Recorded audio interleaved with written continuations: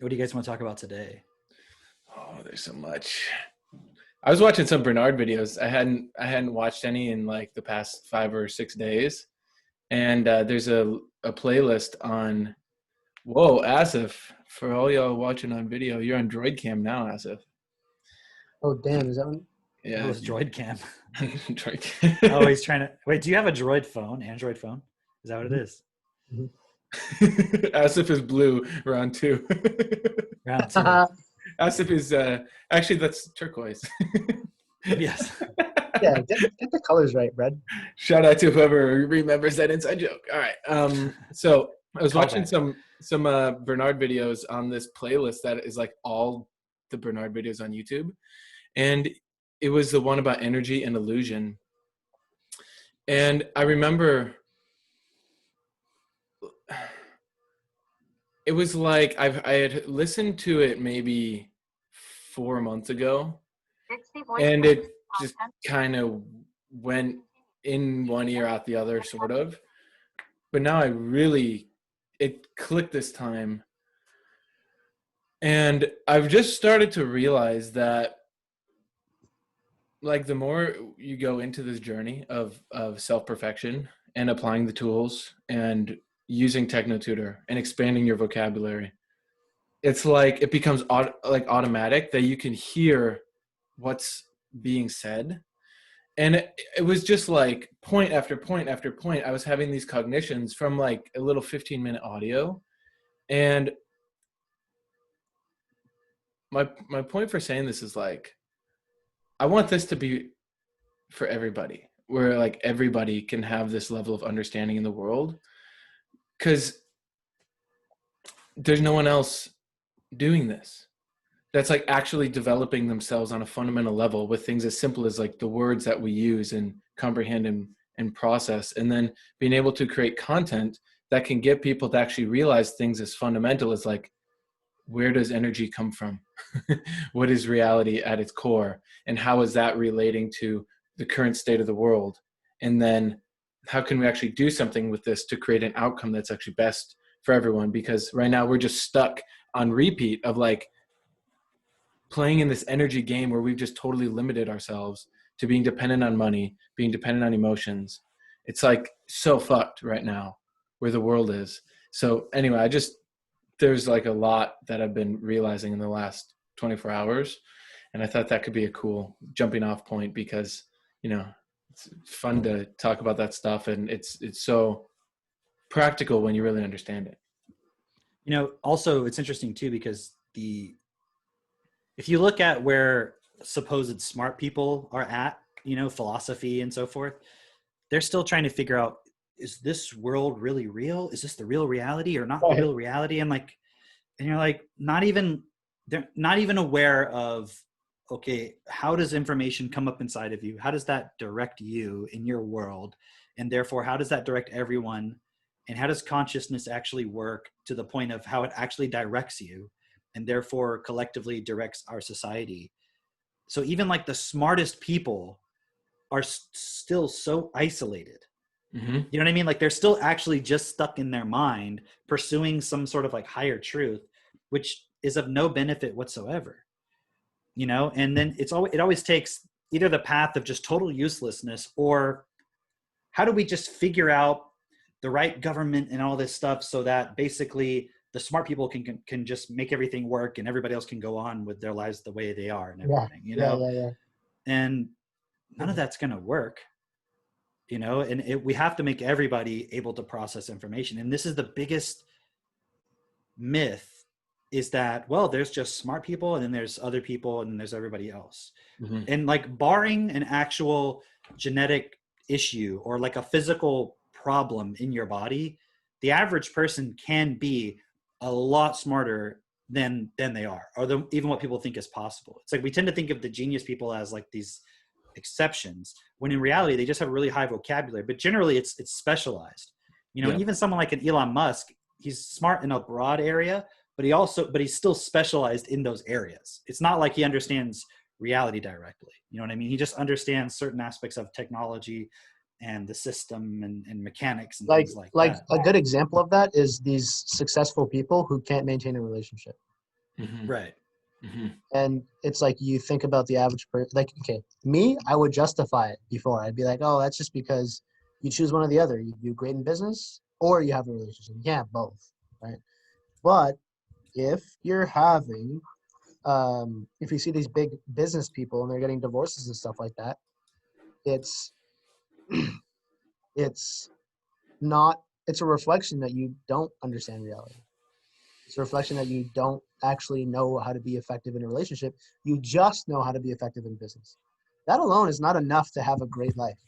Mhm. Now, I think the coolest part what Mitchell was talking about is you realize what KT's saying in the first CDs of Yours Is Your Command. How everything's hidden in plain sight. Everything's literally right in front of us, but we just don't have access to it. But it makes total sense. It's like, you know, if you if you couldn't play basketball well, then you're not going to get access to certain groups. But even way more basic than that, if you have really bad eyesight, you're literally just not going to see things. Now, there's the physical hardware of having eyeballs, but then there's the thing that's processing the information. So, for example, I have a webcam, and it has a certain quality about it. But if my computer, my CPU can't process that quality, if my video card can't handle that quality, it doesn't matter. I could have a 4K HD, Ultra HD webcam, but if my video card, my graphics card can only handle 720p, that's all I'm going to get. That's where we're at. And the good news is we're not limited right now. Our limitations that we're experiencing, they're not hardware. They're not, oh, I'm literally missing a piece of my brain and I can't fucking function. It's all software. It's all, we are not programmed with the right fundamentals to be able to access things. And what does that look like? It looks like somebody says, give me control over you because it's safest for you. And then you're like, yeah, I agree. But seriously, think about it. It's like, and I felt this way. This is how I know. I didn't want to take responsibility for my health. As in, we talk about education is the answer. So it's like if you're going through some kind of disease or something like that, then do the research, find out what's causing it through cross-referencing the medical field, the holistic healing field, cross-referencing yourself, your self-investigation, and see what's making sense. Guess what? That requires time. That requires an ability to read. And if you don't have that, you'd rather just be like, I'd rather just go to the doctor and get somebody else to figure it out for me. Right? Mhm. And you're like, it's better in their hands because I know I'm too fucking stupid to figure this stuff out for myself. That's the problem. That's where we're all at in terms of, obviously I'm referring to the condition of the world. It's like, they're like, no, don't worry. Leave it up to me, Dr. Fauci. I'll be responsible for the direction of this. Leave it up to me, Bill Gates, the owner of a technology company, to direct you on health. And we're like, okay, like I definitely don't know what a fucking virus is. So please, like somebody else do it, please. And that's the problem is like, if you're not considering, Cameron, you said it well. I was trying to like, what sequence of words would paint the more taking everything into context? And because we were talking about smoking weed. And he said, if you look at the entire design of this reality of life, then this is where weed fits in. You talked a little bit about that. So if you look at the entire design of what we call life, what do we actually call life? Okay, to bring it back to getting access to more about what Bernard and Cameron would talk about. They would say, like, what we're doing now, it's not life. It's total bullshit. Like, we're not even close to life right now. Like, what the fuck does that mean? Like, we're all alive. Like, we're all here, right? But I realized, what do people call a real human being? Like, you're human if you experience what? Emotion. You feel like you're alive. Some bullshit. Isn't that right? But I used to think that too, until Cameron broke it down. He was like, okay, well, look at the word. You get emotions when you react to something. Look at the word react. Act means do. Means again. So if you're just doing something again and again and again, doesn't that make you a robot? And the example I like to give is right now, anybody listening, if I just started saying the N-word right now, you too as well. I just started saying the N-word. Wouldn't you feel something? The people listening, you'd be like, whoa, like what is this? Like what if I just started talking about how sick like the Nazis were, and I wish I was a Nazi and all that? You would start feeling stuff, but all I'm doing is just speaking. I know that there's a sequence of words that you are programmed with that if I start saying them, you will react. You'll feel stuff inside of yourself, which goes to show that you're a robot. And that's what we call life. We call life this totally programmed, like you have no control, just let things be and somebody else will take care of it. We call that life. Versus what Cameron has been saying, what Bernard is saying, right, is like, instead of trying to figure out like the whole like transcend and all this bullshit, like first we need to like get ourselves to life here because we're not even real. And what life is, what I explained today to a group of people here was, if you have the limitations of where you experience fear, like you bounce here, fear, oh, let me go back this way, fear, that's your programming. And being life or being a real human being, exercising will, would be bumping up against that and being like, oh, I experienced something, let me push through it anyways. It's like you choosing for yourself beyond your programming. And it's just something I did not understand until it was like upping my processing ability, seeing how one thing relates to another and one thing relates to another. But because Cameron, you were lucky enough, and I say lucky enough specifically, to have already had a high processing ability from the beginning. You know what I'm saying? So it was probably easier for you to consider everything as a whole. Would you agree? To a certain degree, but also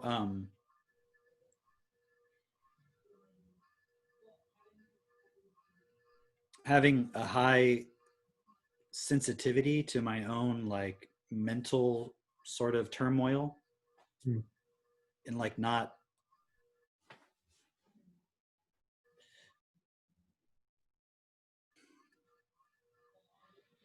I think it's a combination of a lot of factors, right? Because also I didn't really have a very stable childhood, which in itself is not a good thing, but in the context of people who have a stable childhood in the context of the current system tend to then really defend the system. Yeah. And So that's why you always brought up Mitchell as like, okay, Mitchell, can you tell your story? Because I don't understand why you're doing this. Right, because you have no, because from that perspective, it's like you have no reason to question anything. But it's like those people who have that relative stability that can actually stand up and don't have to go through like a whole, because you see some people who start walking this process and they're so far down that what looks like they're not even trying is like them really applying themselves for like years, but it's just because of where they're at. You see what I mean? Mm-hmm. And so, but the people who, let's say, could take a higher position of responsibility in the system, those kind of people who already have sort of the personality and things like that and charisma, maybe they don't have any reason to do it, and they just don't have any reason to question anything. So for me, having a very unstable childhood and so forth, it supported me to question things at a certain point, well before even Destiny. I was already starting to question. Not a lot of people start to question, but questioning also within the context of I wasn't even really looking out for my own security. So It was like not having stability, but then also not really caring so much and trying to cling on to something to make me feel secure. Like whatever, I don't care about that. I want to just figure out what's real, that kind of a thing, right? But also not because of some sort of because I'm so great or something. It was just more like my suffering within myself was so intense that I was like, I really want to solve this. And I could see anything else that other people were clinging to to kind of give them that feeling of like, just, I have a purpose. And I don't know, maybe I think also the processing ability comes into that, but it's like, you could just see through it. Be like, well, that's not real, you know? And I think it's not because of a point of superiority. It's just people accept a certain level of just, it's like I heard two people yesterday when I took the kids to the playground, and they had just finished a tennis lesson, and like two older people, not like older, but like, you know, maybe late 50s, that age, right? And they were sitting there going back and forth talking about, well, on the New York Times, they said blah, blah, blah, blah, blah. And they're like, oh, yes, of course, because in this article from the Washington Post, da, da, da, da. And they're like going back and forth. And I'm just like, those people are talking about nothing. And I was like laughing to myself. And I even said to Max, I'm like, those two people are really afraid of the virus. He was like, yeah. And I'm like looking at it. I'm like, have you ever heard two people just stand up for 30 minutes and just advertise back and forth to each other? Like, that's kind of what it was. It was like, they were just like, well, the Washington Post reported da da da da, and then I guess in the New York Times, and the cases are rising and all this stuff. And I'm just like, neither one of you know what the guy was like talking about the precautions he takes and all this stuff. And I'm like, neither one of you know what the fuck you're talking about. You're just repeating shit that you read on the New York Times. That's so funny. So man. obviously so biased, funny. and it's just a corporate, you know, fucking mouthpiece for corporations. That's all it is, right? And so I'm just saying, for me, it was like being able to see through a lot of those things. And it doesn't mean I always get it right or something. It's just not, especially when you're younger, you don't care as much about that stuff. So I think that also was a benefit, because I was, you know, when I started this process for myself, it was like, I was probably like, I guess I was 23 years old or so, right? But I think for me, I think I've been seeing it as well, but I'd say it's only the last year that I started considering the world as a whole, rather than just like, I'm just here to make money or whatever the case may be. And what I mean by that is starting to like really investigate. Okay, what's happening with this coronavirus? Like, what is this? Okay, so I start like looking, searching, right, and finding out that, you know, 5 years ago, Dr. Fauci was funding millions and millions of dollars into a Wuhan laboratory to study bat coronaviruses. You know what I mean? Like, it's like, whoa, what the fuck? And like, this is published by the fucking New York Times. You know what I mean? And I'm like, what? And this is the same guy who in March is like, no one needs to wear a mask. No, you don't wear a mask. Yeah, like, it's actually more dangerous we've to wear learned a a mask. lot from the science, and you definitely need to wear a mask. And now he's like saying that their body won't even, I just saw something. It was from CNN. He was on with Jake Tapper saying that Christmas is probably not going to be possible this year. I'm like, why'd you cancel Christmas? That's crazy. Yeah. Doesn't it just seem like they're just trying to see how much they can get away with? Like, you know, it's funny because what they were using initially is, guys, the UN said, right? So because the fucking UN said, that makes sense. The United Nations are saying you have to do this. But now the United Nations are saying that you don't hear about it all. What are they saying? They're saying, don't lock down. Mm-hmm. Do not lock down. It's going to cause way more damage. There's already hundreds, like 100 million people who are dying. There's going to be over 237 million more people who are going to die from starvation and from different kinds of lack because we're locked down. Guys, please don't lock down. It's the most detrimental thing that you can be doing. Don't hear a word about it. Mm-hmm. The algorithms, right? They're going to keep this stuff. If I wasn't doing it before, if somebody wasn't doing it before, they're not going to do it now. You know what I mean? Because now it's even harder to do the research. It's like you can't even use Google half the time. Mm-hmm. I never even considered that. I never seriously considered that before.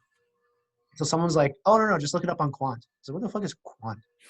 Like, it's a search engine. Like, Google's not going to show it to you. I was like, what? You know what I mean? And so what I'm realizing is, I'm just going to be straight up. I fucking hated reading before, like, over a year, before 2019. And then 2019 was like, okay, I'll read what I have to because it's becoming so valuable to read. For example, Creation's Journey to Life.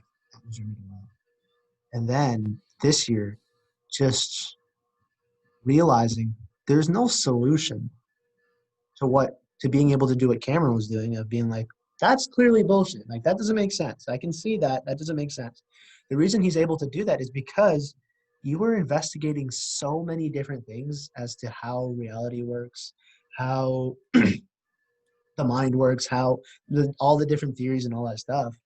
The only actual solution is like reading about this stuff. Mhm. The only actual solution is investigation. And it's the same thing for figuring out your own bullshit. It's like the only actual solution to that is not. You know what, Cameron? What we just did in our next level secret cult club that we're a part of, right? The one right before this. The way you directed the support was like, don't give them an answer. Just share how you find your answers. And you made this great point of how, yes, we have this podcast so that you can take things away from this, but it's not to necessarily learn from us. It's to get perspective that you go and then apply to yourself of, okay, where am I bullshitting myself? Where am I just talking back and forth with people about total bullshit? Like, where am I just listening to what everybody has to say and then never actually being certain on anything because I haven't seen it for myself? The whole point of self-perfected and Techno Tutor and Destiny is so that you become self-responsible. So that you fucking look at yourself, right? Anyways, what do you guys want to talk about today? Well, okay. There's a lot covered right there. And like Cam, how you were, or both of you had explained, like with me, like why did I get on this journey? Because it would appear from a system perspective, like where I was born, upbringing, everything, like life's pretty good. And I would realize though that even though my life seemed like good and, you know, sense of like parents weren't divorced, I wasn't abused as a kid, you know, like upper middle class upbringing, all Nothing that to shit, right? complain about, so to speak. Yeah. That I realized that my life was fucking mediocre. Like hardcore. Like even with all that, right? And I would through the internet be able to find different types of people in different groups of people that I would consider like high performers or influential people. So on one hand, I was seeing like this sense of like a culture of people that seemed really cool to me, like they were making some sort of impact. And then on another hand, I was seeing the rate at which the world was imploding, basically through rapid deforestation, through pollution, through terrorist attacks, and just changes in the world. And I was like, this ain't sustainable. So on one hand, like I was pulled toward wanting to be around like really awesome people who were doing good for the world, at least I thought, right? And then on the other hand, so that was like the reward. And then the pain that I was running away from was like, well, shit, if we don't change anything, like I'm not, you know, either my life's going to be really shitty in like 20 years, or if I have kids or grandkids, like the world's like we're fucked. Like we got to change. And then that's what led me to like into psychology, trying to understand how the mind worked. Little did I know that that's all fucked because that's like science inside the box, trying to question the box, right? And that, but then that led me into then entrepreneurship, business, things like that, which then led me to Gin, which then led me to you guys. And then you guys showed me the real deal, which is Destiny and Techno Tutor, and using that to then investigate things for myself. And that's what's been so eye-opening. And what I noticed, and what a really important takeaway is that I went from being like 50-50, like kind of in, kind of out, because I see so many people in the self-perfected group and the stuff we do that, or people who aren't even in self-perfected yet, that are like not fully in, or they say that they're in, but their actions don't back it up. Like they aren't on every call. They aren't talking to people about it. They aren't actually making shit happen in their real life. Like they're still not taking responsibility. Where once it checked out enough, where I had had enough phone calls with Cameron, probably like 2 or 3, enough phone calls with Asif, ask you guys the deep questions, apply it for myself, see the results. I'm like, this is the real deal. Like, this is what I've been looking for. I'm fucking all in. And then there's no back door. It's like, I'm going to now take responsibility because I know that I can also give back to Cameron, give back to Asif, give back to other people. But I got to get my shit sorted out first. And then I'll just step up. And then over time, like, we'll be able to walk the cutting edge together. But that's been my experience, is that I had enough things in my life where it became clear to me that I realized I'm the kind of person that, and I think everyone's like this, where like you want to have that thing that you give 100% to. Right. And so then I finally found this and I was like, yes, this is the shit. Like, this is the real deal, because we're factoring in everything, what's best for all. When we talk about destiny, it's the principles, what's best for all, self-honesty, self-responsibility, self-awareness, things like that, where that has been phenomenal, because I see it very clearly now. And now I look at like what's then actually really required, Right. to really make I that for all. I find actually, again, on that super highly classified cult club call, uh, you brought up that point of how people try to measure results in the process, right? And it's what I was doing when I was first, well, not when I was first, like when I was using TechnoTutor in the Destiny process for myself. It was like just taking it and just fucking getting whatever it is I wanted. And then, so my point is, there's going to be a lot of people who are listening to this, and they'll be wondering, like, to some degree, why aren't I seeing like the same results that they are? There's other people who are applying this stuff, and they're like changing so much. The biggest determining factor, what would you say? What would you guys say it is the biggest determining factor as to why somebody takes these tools and they change a bit versus they take these tools and they change like completely? I mean, Self-honesty. what'd you say, Kim? Self-honesty. Yeah. Yeah. It's like getting real with where you're actually at and what the things are that you're still accepting that's just bullshit.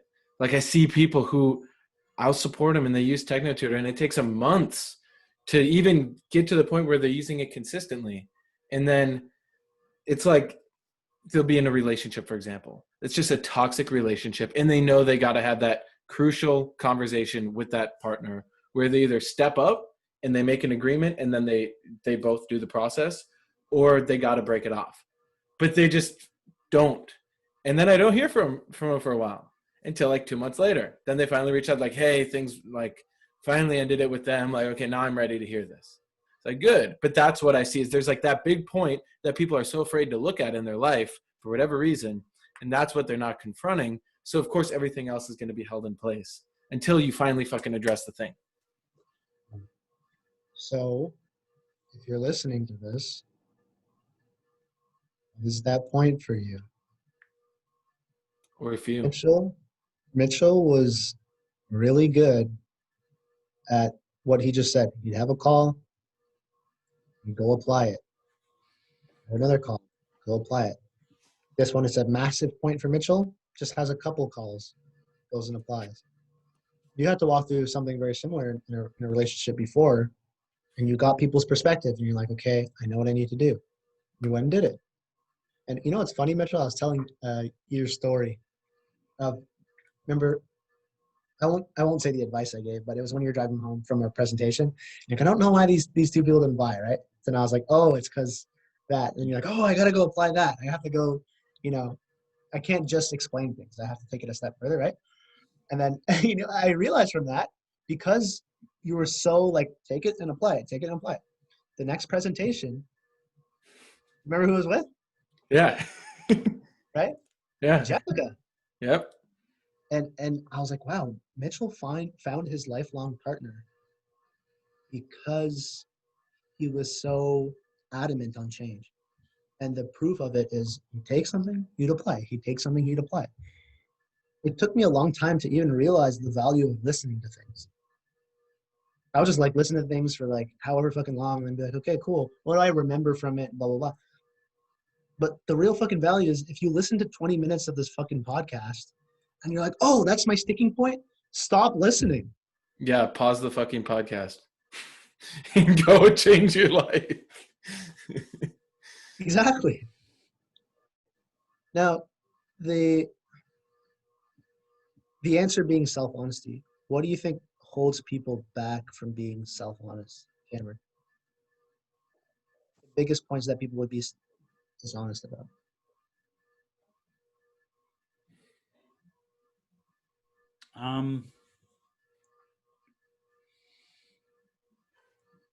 I think what it comes down to is you don't want to change. Because that's why we always saying it's about who you are, right? So it's who are you? And so like with Mitch, it's like you can't even really see a clear defined point of, well, I was this way and then I decided to do this. It's like it was who you are. You're like, this is what I've been looking for. But who you are can change. You can change that. So even if you feel like you're not there yet, you can change it. That's why we're saying this over and over and over and over. We're always saying the same thing. Because it's like on the one hand, we're looking for people who are like, yeah, we want to stand up. We want to make a difference. But we're also putting it out there that we all have to change. Another thing too, for me, for example, is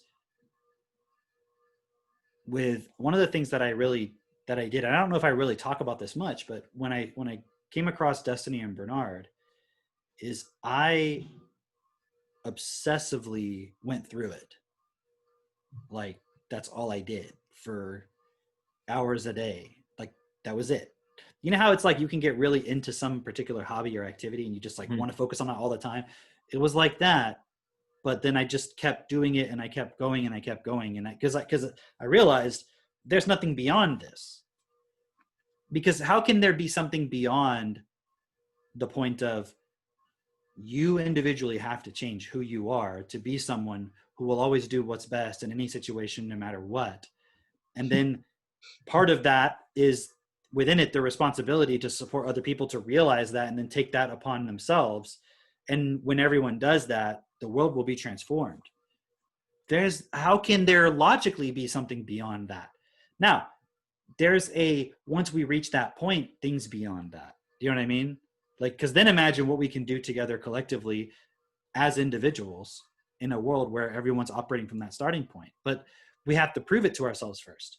Because like, we can't even trust ourselves to do what's best. We're not going to trust each other to do what's best. And yet we have a world where we implicitly trust reality to just be there and things are just going to be there. And you wake up and just you go about your day, which how much of your actual day is from something you've directly created 100% just from you? Like think of how many systems and things in the past have had to happen just for you to go to your job every day, or for your kids to go to that school, or for you to go get groceries at the grocery store, whatever it is. And the reality is that system it's never been designed in a way that it functions for everybody, best for all. But it was always directed in a way where a few people could maintain control just by like flipping a few switches, keeping their eyes on a few metrics, let's say, and everyone just doing their part, because everyone was always looking for what gave them that feeling of happiness. Whether you really fully ever got it or not, didn't really matter, because that's just what you were always searching for. That's why people like didn't you have within you at some point this feeling of like, what am I doing with my life?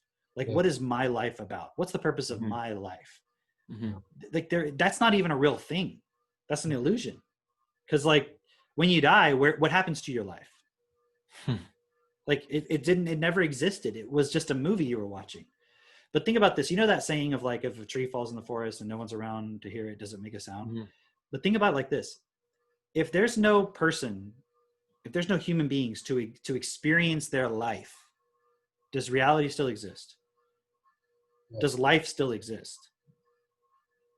You see, there's still life, even though maybe there's not a human being to experience themselves as a human being in society, doing certain things, pursuing their idea of themselves.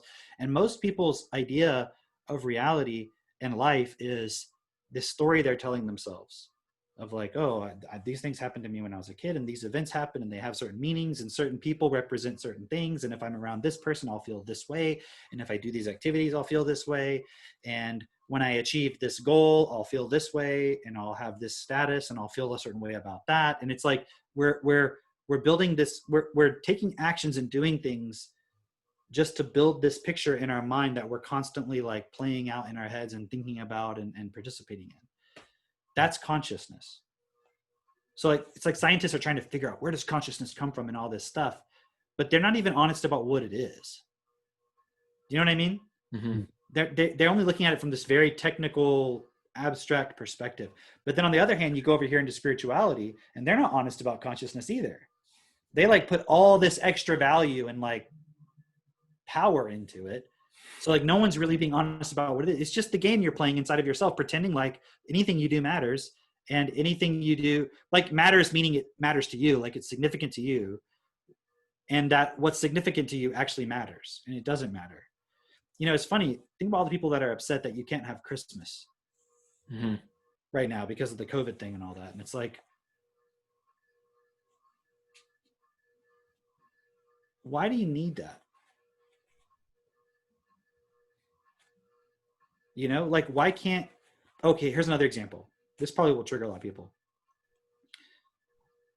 Because I had to go to a funeral during the whole, it was more towards the beginning of the COVID thing, or, you know, the whole pandemic happening. And it was only like a few people in my family. And there wasn't a lot of people there, I think deliberately because they couldn't have a lot of people there. But for some reason they were allowed to do it. I don't know if it was particular to that area or whatever. But there's all these people who are upset that you can't have a funeral for somebody, right? Like I couldn't have a funeral for my dead grandma, but these people get to go out and protest. It's like, what stopped you from calling all your relatives and being like, hey, let's go meet at the park this weekend, or let's go meet at, you know, somewhere where you could go physically. You know, and I understand like maybe you're in a place where literally they shut down all the parks and everything. I don't know. But what I'm saying is people have in their heads this idea of, no, a funeral is where you go to a funeral home and you sit in rows and someone stands at the front and there has to be a casket there and there has to be a funeral director at the funeral parlor who directs the whole, it's like a wedding. I couldn't have a wedding because they didn't have any white dresses. It's like, what do you mean you couldn't have a wedding because of that? Like, why'd you have to wear a white dress? Like, couldn't you just all get together in your garage and like do it that way or something? Meaning, what's you're placing a value on this thing, you know? So the fact that this thing, right? Huh? Like you're placing this value on this one piece of this thing that has nothing to do with the thing's actually about. Yeah, like the actual this certain picture, this certain image, and all these like aspects of it and everything. And it's like my kids, like they understand the concept of Christmas because they're not stupid. But so consider that when I say this, but it's like they don't even know what Christmas is. Do you know what I'm saying? Like meaning what everyone else imagines it to be, like this thing inside of you and whatever it means to you, like they don't have that in them. So does that mean they have no joy in their life? I would argue my children have more joy than most children in their life. I know they do. Mm-hmm. I posted a video on my Facebook. I don't know if I made it public or not. I think I did. Of Max playing the synthesizer this morning. Did y'all see that one? Mm-mm. You should watch it later. It's like a short video. I want to tell you that one that you posted of Seneca, of when she has the hat on, she's walking away. You're like, hey, Seneca. And she kind of spins around and stumbles a bit. And you're like, you are? She's like, amazing. No, I think I said I said you're amazing. I said who is amazing, I think, right? Or whatever it was. But maybe she said, yeah. She said me. She was like, me. And then it was funny because she goes like this and like knocks her hat down. So yeah. Right. And she just lifts it back up. I posted this video of Max and he's like playing the synthesizer, or he put like an arpeggiator on or something, and he gets up and he doesn't even really look at me. He just like starts walking around like doing like this like little dance. He's like shuffling his feet and he's like going like this and stuff, right? It's real funny. And then he sits down in front of the synthesizer and it's still playing and he's going like this. Like above in the air like this, right? And I just like watching him do it, right? And it's so funny. So I mean, like I went downstairs earlier in between meetings, and the kids were sitting at the kitchen counter, and Max was on his laptop. He had TechnoTutor, and he was typing in the word rug. because Katie's having him now go through and do, I don't know how many lists he has now. You guys will see when you're here, but he's doing it all completely on his own. So she's supporting him to develop the self-discipline of just him doing it on his own. So they're going back and doing more like basic words. And so I watched him. I just kind of looked down the stairs and he like types it in and he hits enter and he goes, I got it. Right. And then like Seneca was sitting next to him, right? Like watching him. And she looks over at him and she like puts her arm around her and starts hugging him. Right. I mean, so, but like our kids don't ever experience any rushing, like, oh, you got to go do this, you got to do that. You know, I was talking to Katie about it, like how with her parents, we were just, and my parents too, but she was just talking about with her parents. It's like, she was like, they didn't even really raise me. You know, it's like, they weren't even really there, like, cause they were just like putting you in daycare, putting you in school, going to this, doing that, you know, and it's like never really having any real conversations. And it's like, so with our kids, it's the total opposite. It's like, we're always together. We're always, and it's been interesting lately because we're painting, like we have several bedrooms, but we have two that are specifically set up for bedrooms upstairs. But we have one of them, it's got stuff, Katie's painting the walls during the day. So we're all sleeping in one bedroom all together right now. And it's been like for the past like 3 or 4 days like that. And it's been really cool because we have two beds in there. Like we have the king size and the queen size. So they can sleep in, so Seneca can be in one bed, right? Because she's still learning how to like not wake up in the night and all that kind of stuff. Generally speaking, she doesn't wake up in the night. But so she's in her bed and then Max and I are in the other one, you know, Katie's in there. And it's been really fun because like we'll read books together, we'll do all that stuff. Cindy will then want to go to sleep. So she'll go lay down in the bed and Katie will help her fall asleep. And then Max will just keep talking. And he's just like making up all this stuff about dolphins. And right now, like he likes to play this game. So you'll see too, like he likes to pretend that he's different things. This is a normal thing kids do, right? He pretends he's something. And if you don't know what it is, he'll tell you. Like he'll tell you, oh no, I'm this now. And there's this the only thing right now that they really watch on YouTube is this thing called Blue World. And it's this guy named Jonathan Bird. And it's kind of like a Steve Irwin kind of thing, but a little bit more chilled out. And they have lots of really cool videos. And there's this one about dolphins. And so lately Max has been pretending that he's a dolphin and I'm a thresher shark. And I don't even know what a thresher shark is. Okay. But he's telling me all about it. Right. And then it's funny because he'll like lay down next to me and he'll be like, he'll just say, he'll go, I'm just a little dolphin. He goes, I'm just a friendly little dolphin. And he'll be like, look at me. He goes, hey, thresher shark. And I'm like, yeah. He goes, will you protect me from the great white sharks? And I'm like, sure. How do you want me to do that? He's like, well, you have a tail that can sting. So can you just sting them if they come over here? Like, you know what I mean? He's just like, it's like normal kid stuff, right? But it's like, he's not watching TV shows that are like designed in a way to like modify their behavior. You know what I mean? And so you have so many kids where they're watching TV shows, they're being told how to act without the parents realizing it. The parents aren't really spending any time with them. For people who are listening to this, how do TV shows do that? Because you said without the parents even realizing it, they're programming their children with how to act. And you used to bring up this good example of when you would watch the Disney Channel, when you would go to on vacation and stuff like that in the hotels. Yeah, anytime I was in a hotel room, I'd always want to see what's on the Disney Channel because it's like you get to see what kids are being programmed with. But it's like, I mean, there's no way you can't prevent your children from being influenced by stuff. So it's not like I found some special program that's not going to influence my children's behavior, but that's why we like watch it, we check it out, right? But I would encourage you to watch like a Disney show and just see how the children behave and like just become aware of all the dynamics between people and like the relationships and everything. And it's like, it's teaching your children how to behave just by having people do it and they're watching it. So like that thing that Max was saying about being a friendly little dolphin, that was something that someone said on one of the shows. You see what I'm saying? Like he's not just making that up completely from himself. So this idea that children have this imagination that's pure and just free and everything. And it's like, no, like it comes from somewhere. It comes from somewhere. Actually, I'll tell you another funny thing real quick. I was walking outside with Max yesterday and he can read. I mean, as you guys know, but I mean, he can read. Like, so he likes to hunt for toads. I'm sure we'll do that when you guys come down. But Katie he'll ask for clues. So she'll make like a little list for him, like on a piece of paper. She'll write down like check boxes, you know, of like clues. Like, okay, check near where the leaves fall or something like that, whatever it is, you know. And so he'll go and look for that because he can read it. And so we were walking because there was like a whole bunch of leaves in one of our neighbor's yards, and he wanted to go play in them because it was on the checklist. And he goes, what did he say? He said, I'm trying to, I don't remember what exactly it was he said, but he said something. And he was like, it's a clue. And he goes, it's in my imagination though. And I was like, what do you mean? He goes, I just have a clue in my imagination. It's not on the checklist. So it's like he's aware that he's making up one that's not on there, but he's participating in his imagination, right? So he understands what imagination is. So it's not like what I'm saying is children don't have an imagination. Like, of course, they have a space in their mind where they can imagine things that aren't real. But it's a product of what they're programmed with. Mm-hmm. So when they're watching TV shows and all these things, like when you're giving your kids Paw Patrol and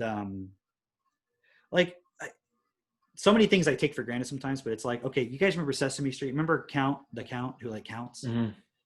When a child's watching that, like, do you think they understand what a count is? No way. You know what I mean? Like the context of a count, like from, you know, Eastern Europe, but then also why he's a vampire and what a vampire is. And why does the guy look like that? Like, why does he have that widow's peak and he's purple and he looks kind of like a bat? And like, they just put that in front of the child and then it starts talking to them. You know what I mean? Yeah. And it's like, do you really, can you see how that could like corrupt their worldview? Mm-hmm. You know what I mean? And plus, wouldn't you just, I can remember so many times when I was a kid where I would feel uncomfortable about things just because I didn't really understand what it was. And it wasn't even necessarily something bad, but it's just not being explained, not giving context. So more than anything, it's like we're not trying to deny our children having an imagination, but we're also aware that what we teach them and what we put in there is going to affect that. And I mean, a lot of people are still stuck on the whole religion thing. So they're putting a lot of things into their children. It's fascinating to me when I see really otherwise intelligent people, like on Twitter, for example, and they're talking about different things, politics, whatever. And then they'll say something about like, Jesus Christ is the Lord and Savior. And you're like, how does that compute? Do you know what I mean? Like, how do you go from, we have to be rational, we have to be logical. And also this, like when they're saying the left is a cult, they're a cult.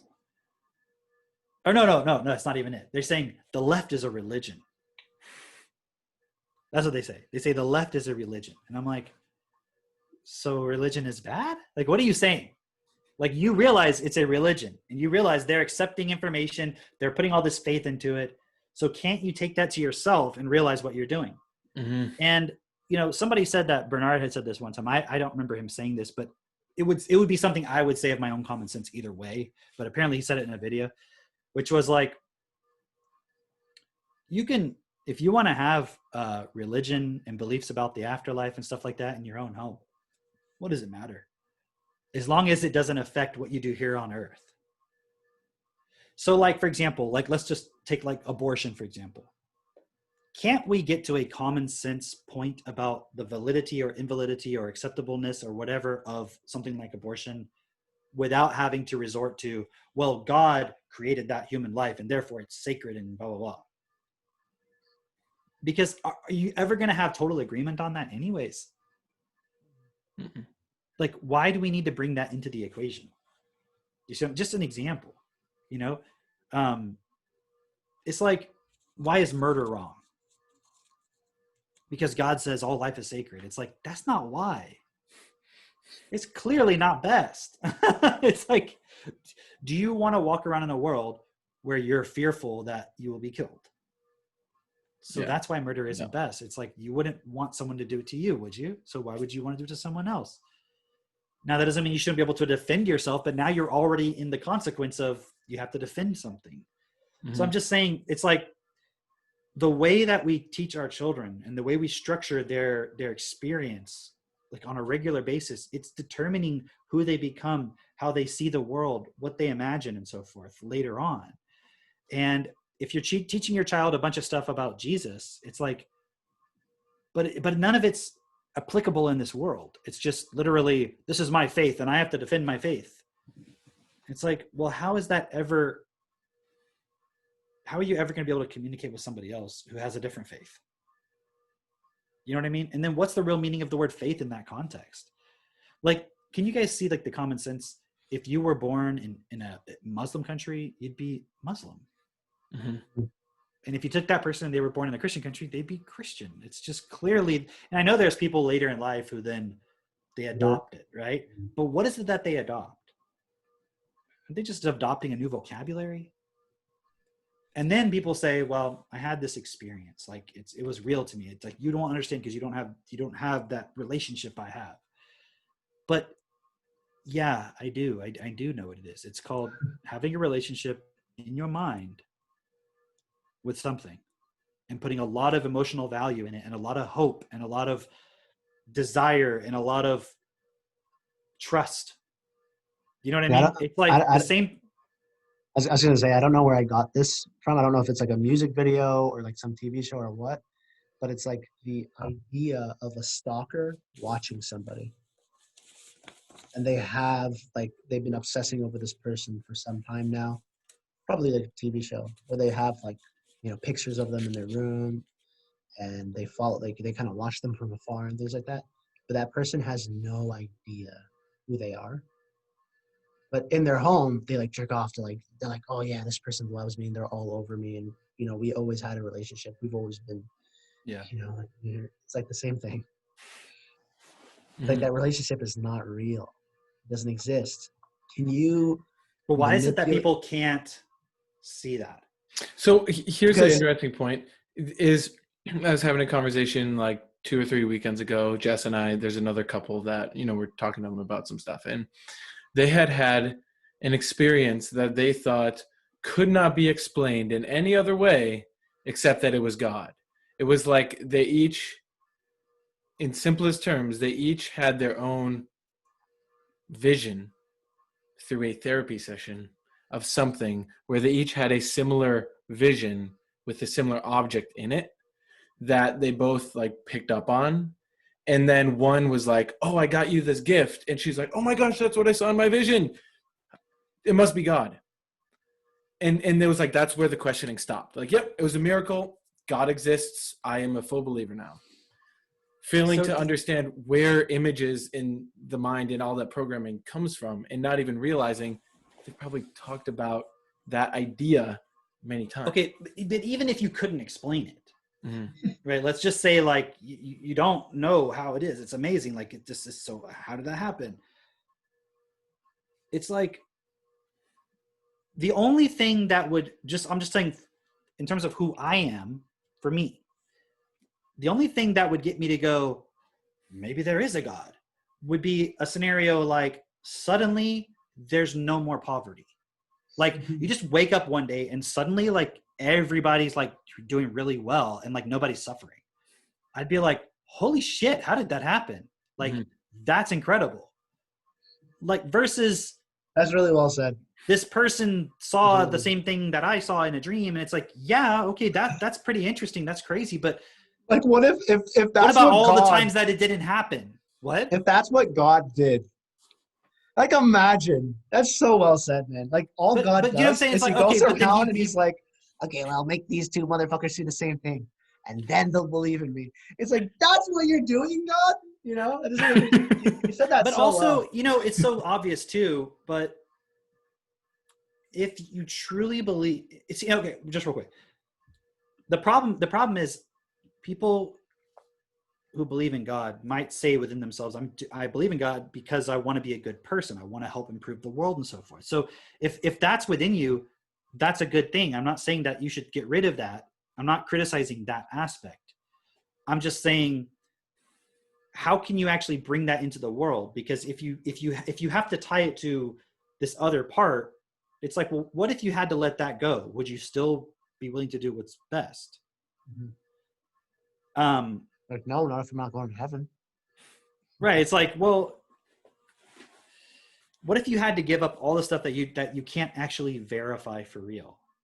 Because there's always some kind of barrier that it presents. And if you truly 100% believed that your faith was all you needed and it was like the thing, then you wouldn't ever complain about anything. How many people are super religious, like believe in Jesus, all this, whatever. I'm just using that specific example of Christianity. And they're like complaining every day about what Nancy Pelosi's doing and the left and all this stuff. And it's like, but then they say, well, that's the devil. That's the devil doing that. It's like, how do you know it's the devil? How do you know what God's plan is? Just because it looks evil to you. So if Trump ends up losing the election, you're going to be like, well, it's part of God's plan. It's like, but you thought it was part of God's plan that he would win the election. And you think it's part of God's plan that Nancy Pelosi shouldn't be the Speaker of the House, but she is the Speaker of the House. So clearly it is God's plan. Like, so what the fuck is God's plan? Like, it's literally just whatever's happening. Yeah. It's like, whatever's happening, that's God's plan. And it's like, unless of course you get emotional and you feel bad about it, then it's like, well, that's not God, that's the devil. That's the devil doing that. And it's like, you know, I heard Candace Owens say it on a call or on a thing she was doing with on her fucking podcast, whatever. And she was like talking to this woman. She was like, and she said, well, as a Christian, I believe it was like, I forget exactly, but it was like in the resurrection of Jesus Christ or something like that. And I'm like, What? it's like, come on. sometimes, you know, Owen Benjamin, same thing. Right. It's like you know, and I'm a pretty smart person. So it's like, I can relate to certain people. And I'm like, I know I'm at least as smart as you. So we're either I'm smarter or you're smart. It doesn't really matter, but I'm saying you're around the same level in terms of just general intelligence, like system intelligence. And I know for myself, I can see through it. Like you can see everything fitting together. And I can see through the concept. You see what I mean? Like, so I know they can too. And I'm like, are they doing it because they feel like it will help them relate to other people?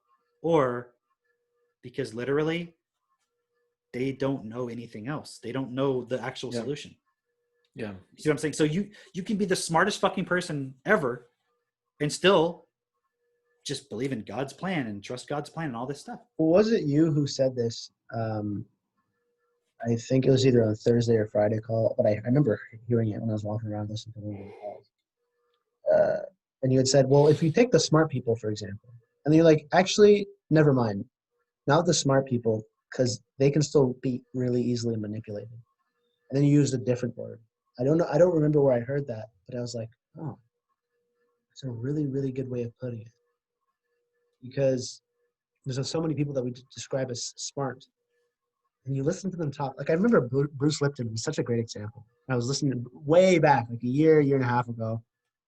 To me, that's like way back. Before I met Mitchell, there's the pre-Mitchian era, right? We talked about this, Cameron, and the post-Mitchian era. But before that, I'm listening to Bruce Lipton, right? And he's saying this, like, a lot of good stuff. And then, you know, it gets to this point of like, you know, what's the solution? And it was like total bullshit, right? It's Was it like love? Do you remember Like what if it we was? raise our vibration? I don't remember. Yeah, something like that. It's like we all just wake up to the fact that we're all connected, and then we're good. I don't remember what it was. I don't want to put words in. Bruce, if you're listening to this, man, Something like that. clarify it. You can come on the podcast. You can clarify it. But the point is, it's like, or even David Icke, right?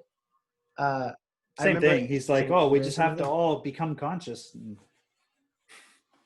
It's like, and then there's this.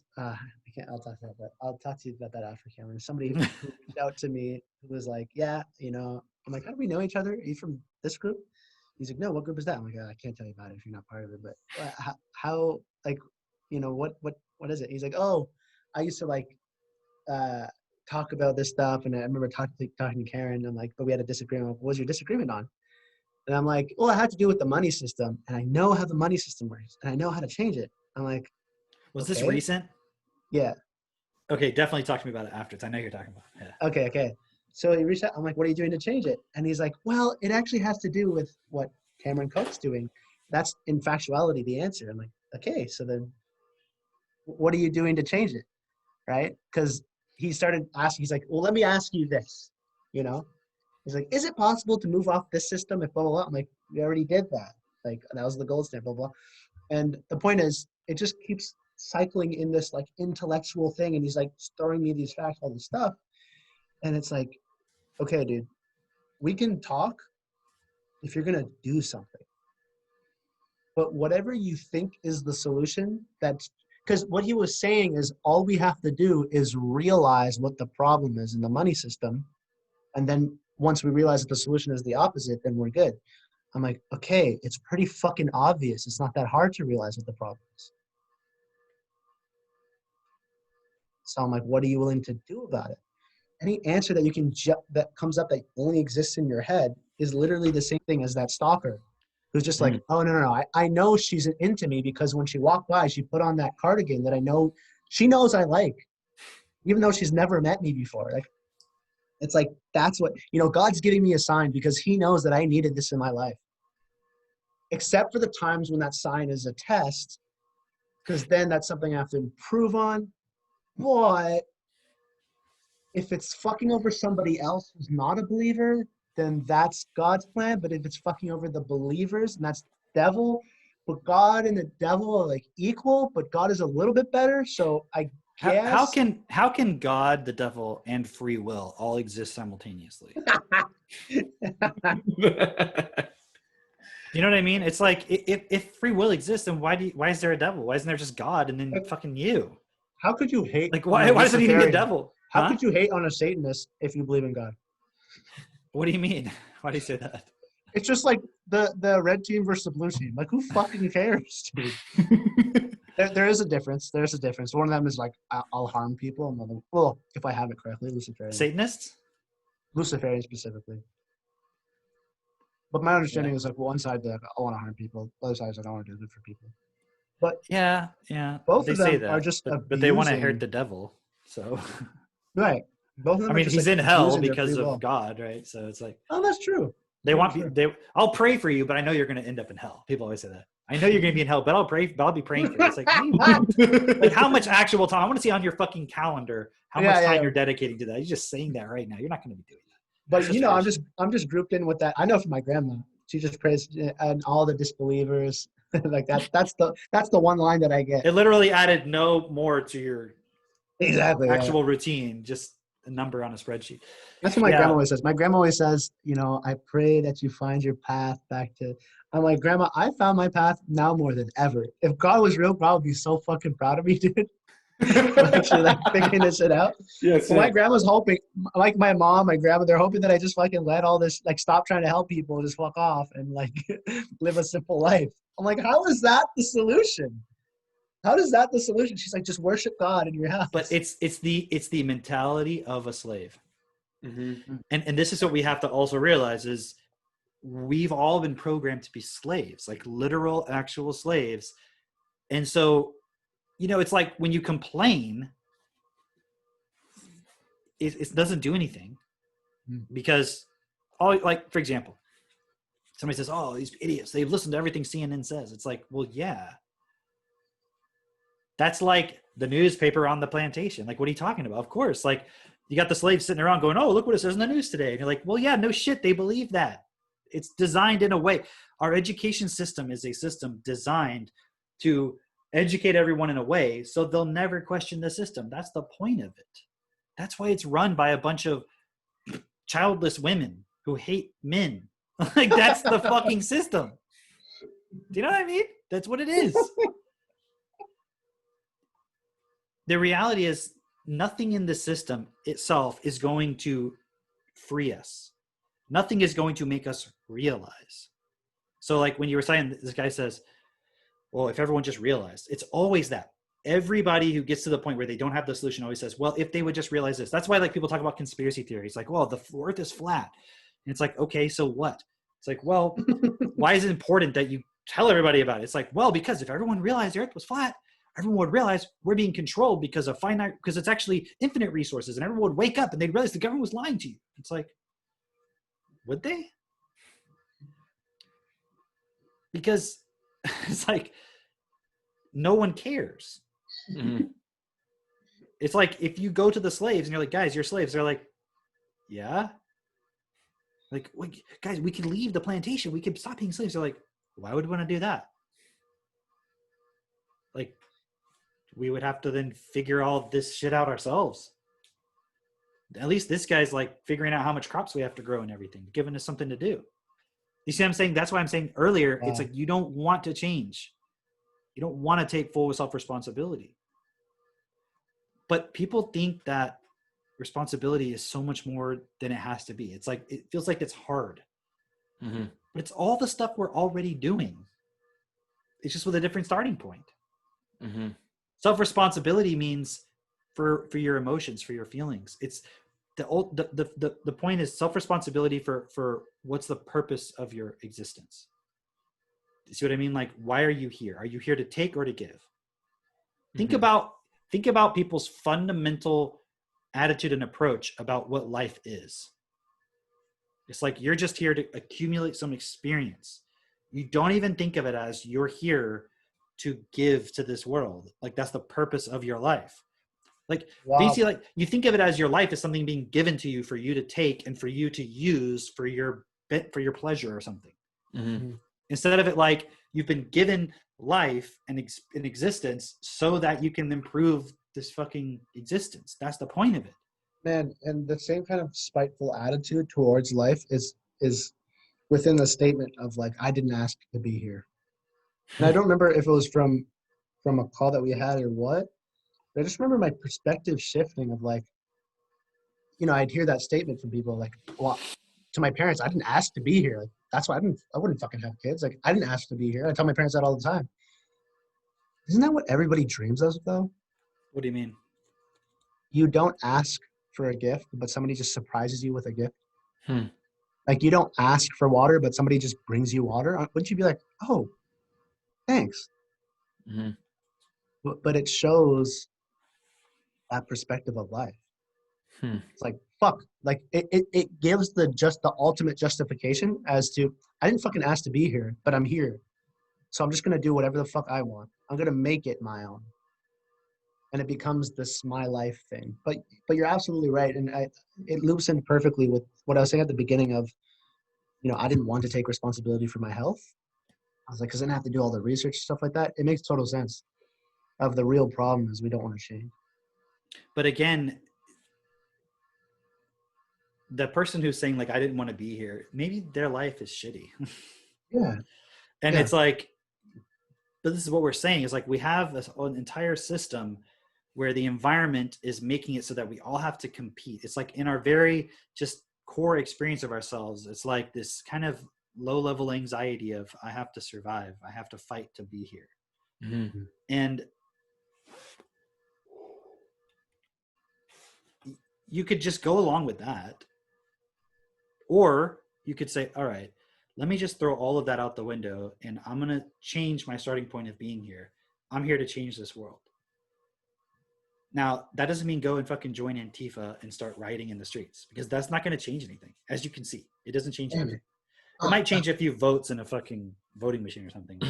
It's not going to change anything really. Mm-hmm. What's really going to change everything is, first of all, within yourself, challenging the points where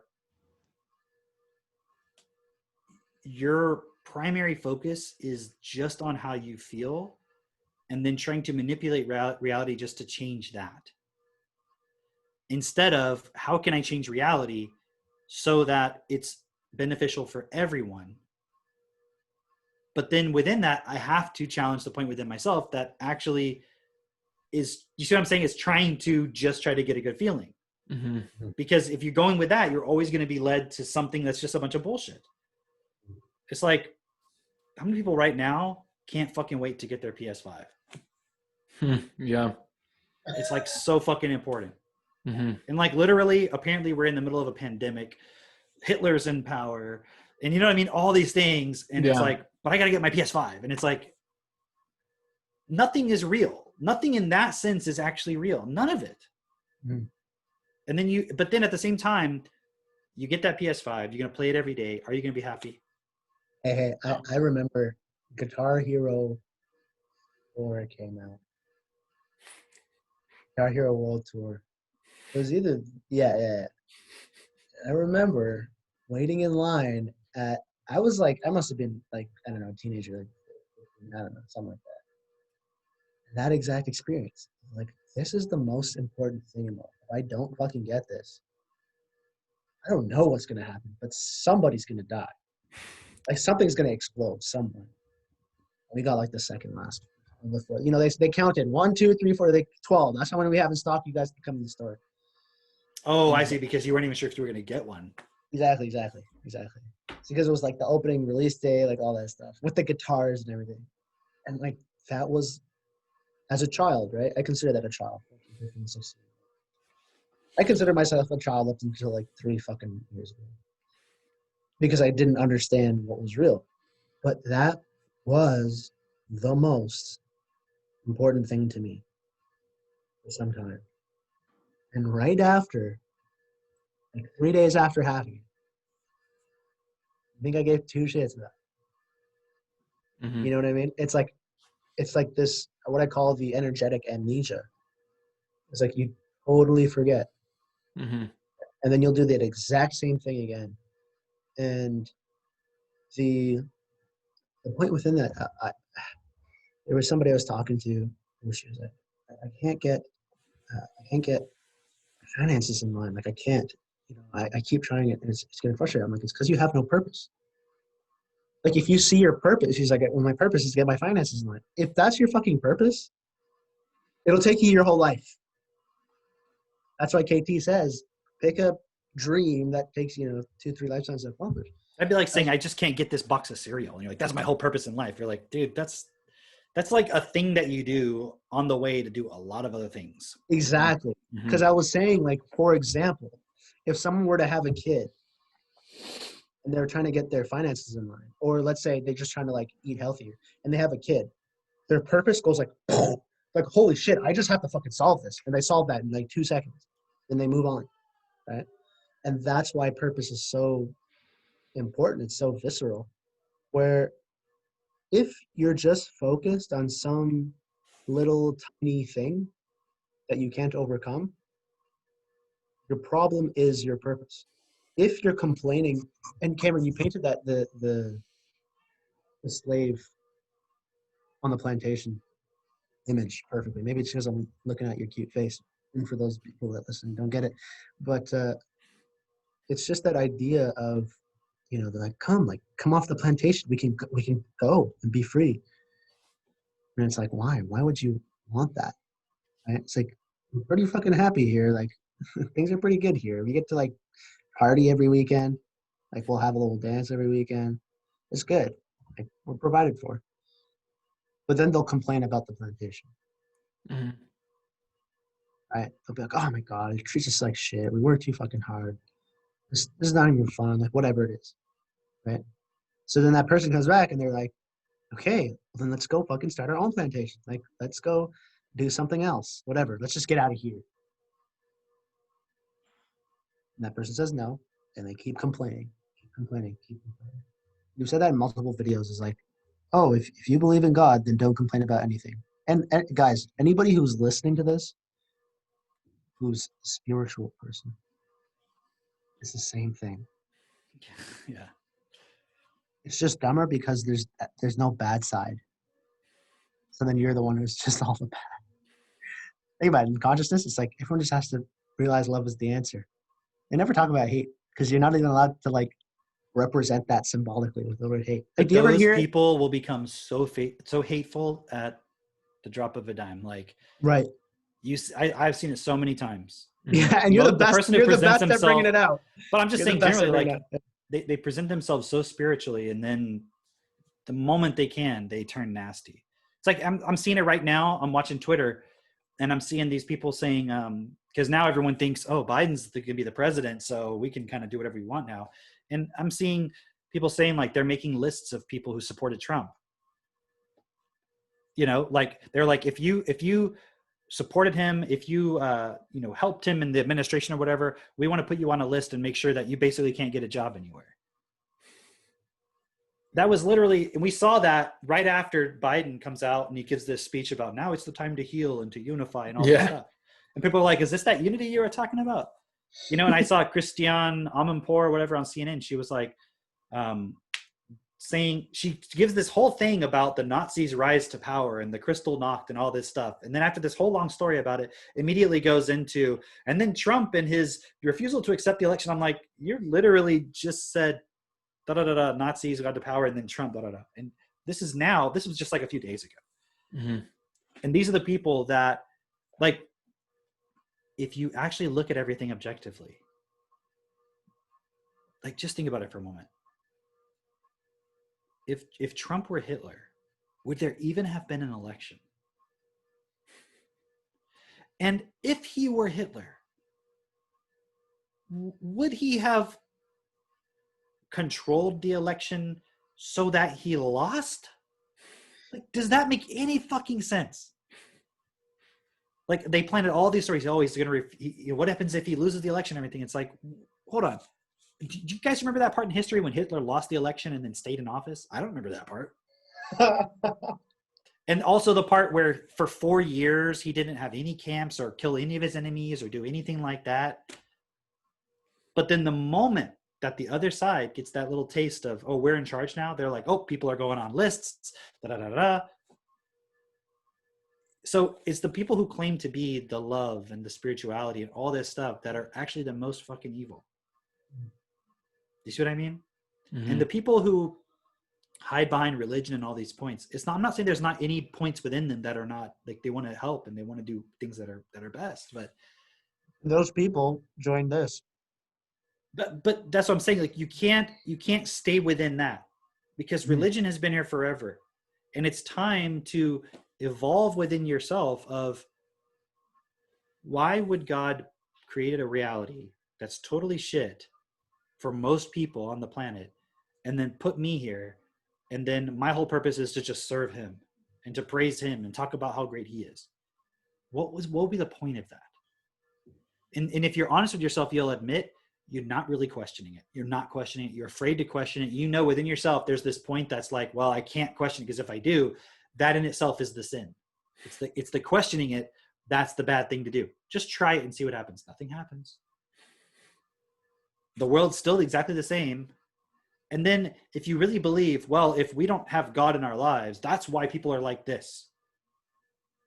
It's like, show me all these pastors who cheat on their wives, do all these things, and they're preaching God, and they're saying all the things. Up until that moment they got caught, you thought that they were fucking a man of God and holy. Mm-hmm. You got fooled, because all you have to do is say the words. Right. It's like, look at the Pope, look at anybody. It's like they're just saying words, and they're playing into that desire that people have, that someone is in control. So if you're sitting here complaining about the Great Reset and the fucking elite and Illuminati and all this shit, and then you're over here saying God has a plan, I have bad news for you. God is the fucking elite. Like, God created the Illuminati. And I'm not just saying that, like, you know, people say like, oh, God created everything, so he must have created evil too, right? Ha ha ha, gotcha. And your little logic. It's like, no, I'm not saying God created all the great things and he created like the evil too, and like, you know, he's responsible even though he's really great. No, I'm saying God is fucking evil. He created this entire system to trap you as a slave. That's why he demands you worship him. That's why he demands you constantly recognize him. Like, my kids, they're not going to go around their life talking about how great I am. They're going to be doing what they need to do in their lives. Right. You see what I'm saying? Like, They don't spend their time thinking about how much they love me. That's not important. You say, well, they won't respect you, and then they'll end up just fucking off with their lives. My children are more well-behaved than anybody else's kids I know. And I don't have to use force. I mean, really think about that. I don't have to use force. When it's bedtime, we have a discussion, and then we all go to bed. And sometimes there's I don't want to do that. And then we talk about it. And eventually we come to an agreement, and we go to bed. But that's not how the average person who believes in God and everything approaches things, is it?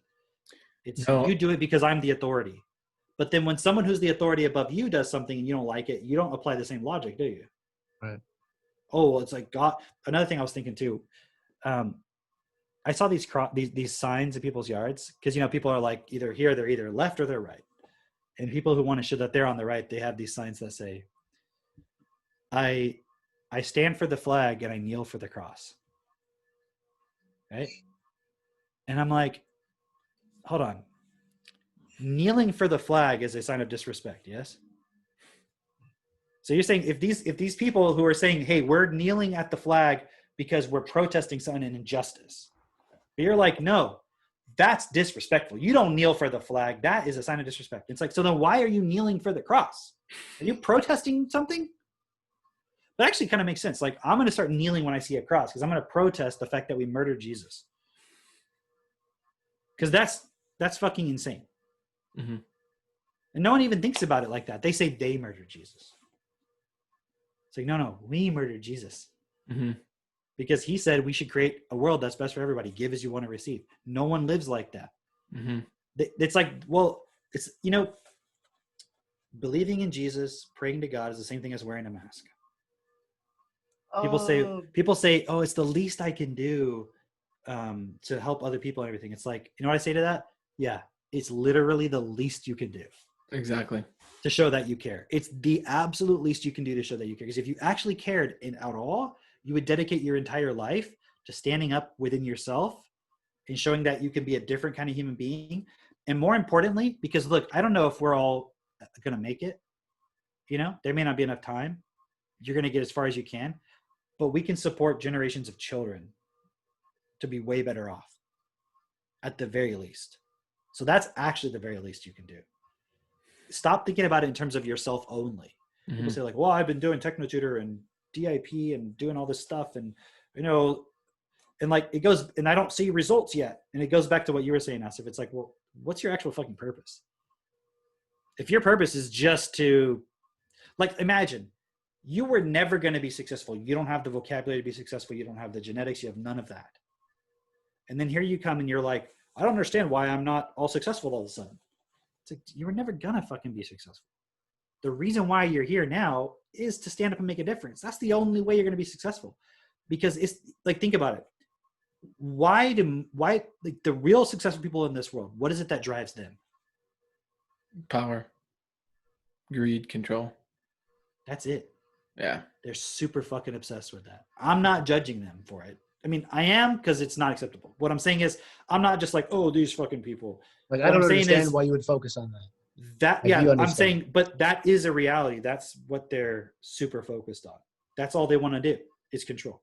I just saw a thing before earlier today. Alibaba.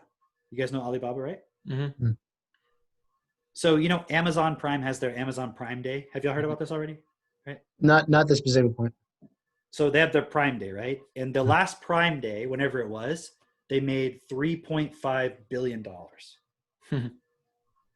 In one day. Yeah, in one day. Alibaba had their day. They call it Singles Day or something like that, right?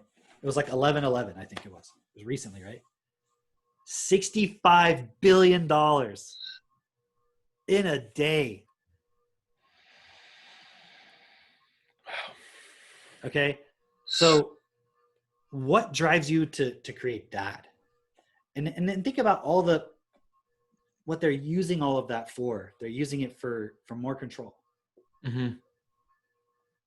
You know, it's funny too, because I was thinking about this earlier today in the shower, actually, because I was watching a video somebody made about communism, and they were talking about, they were talking about the Great Reset and all these points, and they were saying how, you know, eventually they want to abolish private property.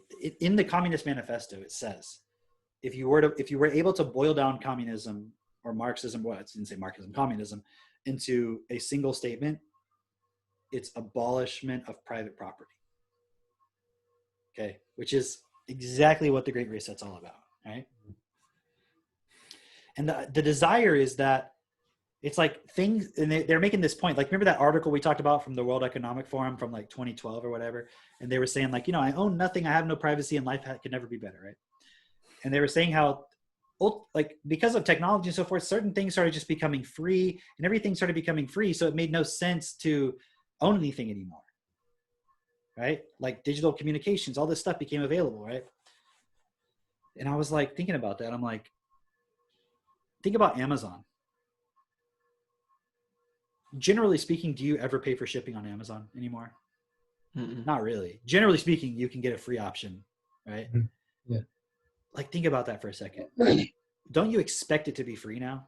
Yeah. Like, if it's not free, aren't you like, what the fuck? Like, what is this? Like, Yeah. what do you mean free? That's not free. Like, this fucking shipping, like, you know, whatever. So what I was looking at is like, it's already happening. Like, we now expect this service called shipping our products to be free.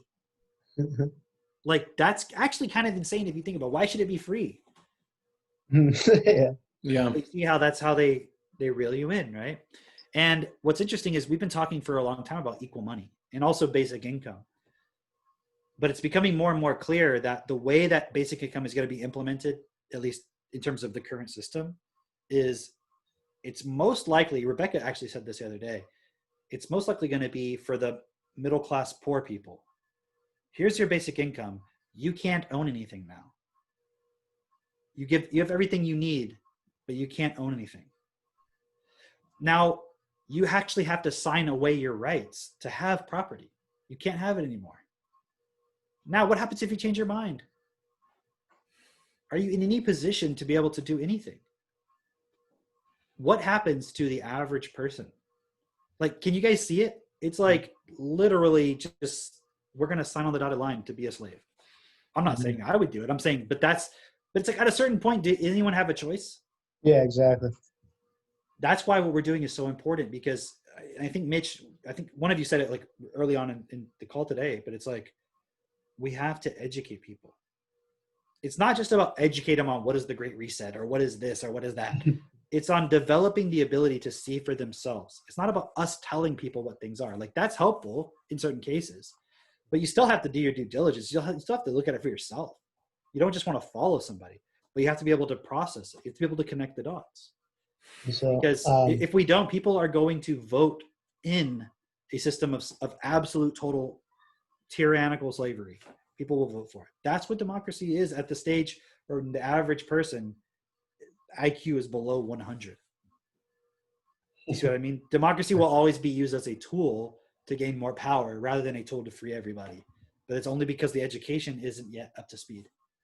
one thing I was gonna touch on that I thought of a couple minutes ago was, if you believe God existed, and when you were saying the real essence of it is to not question things, because when you question things, then you'll figure it out.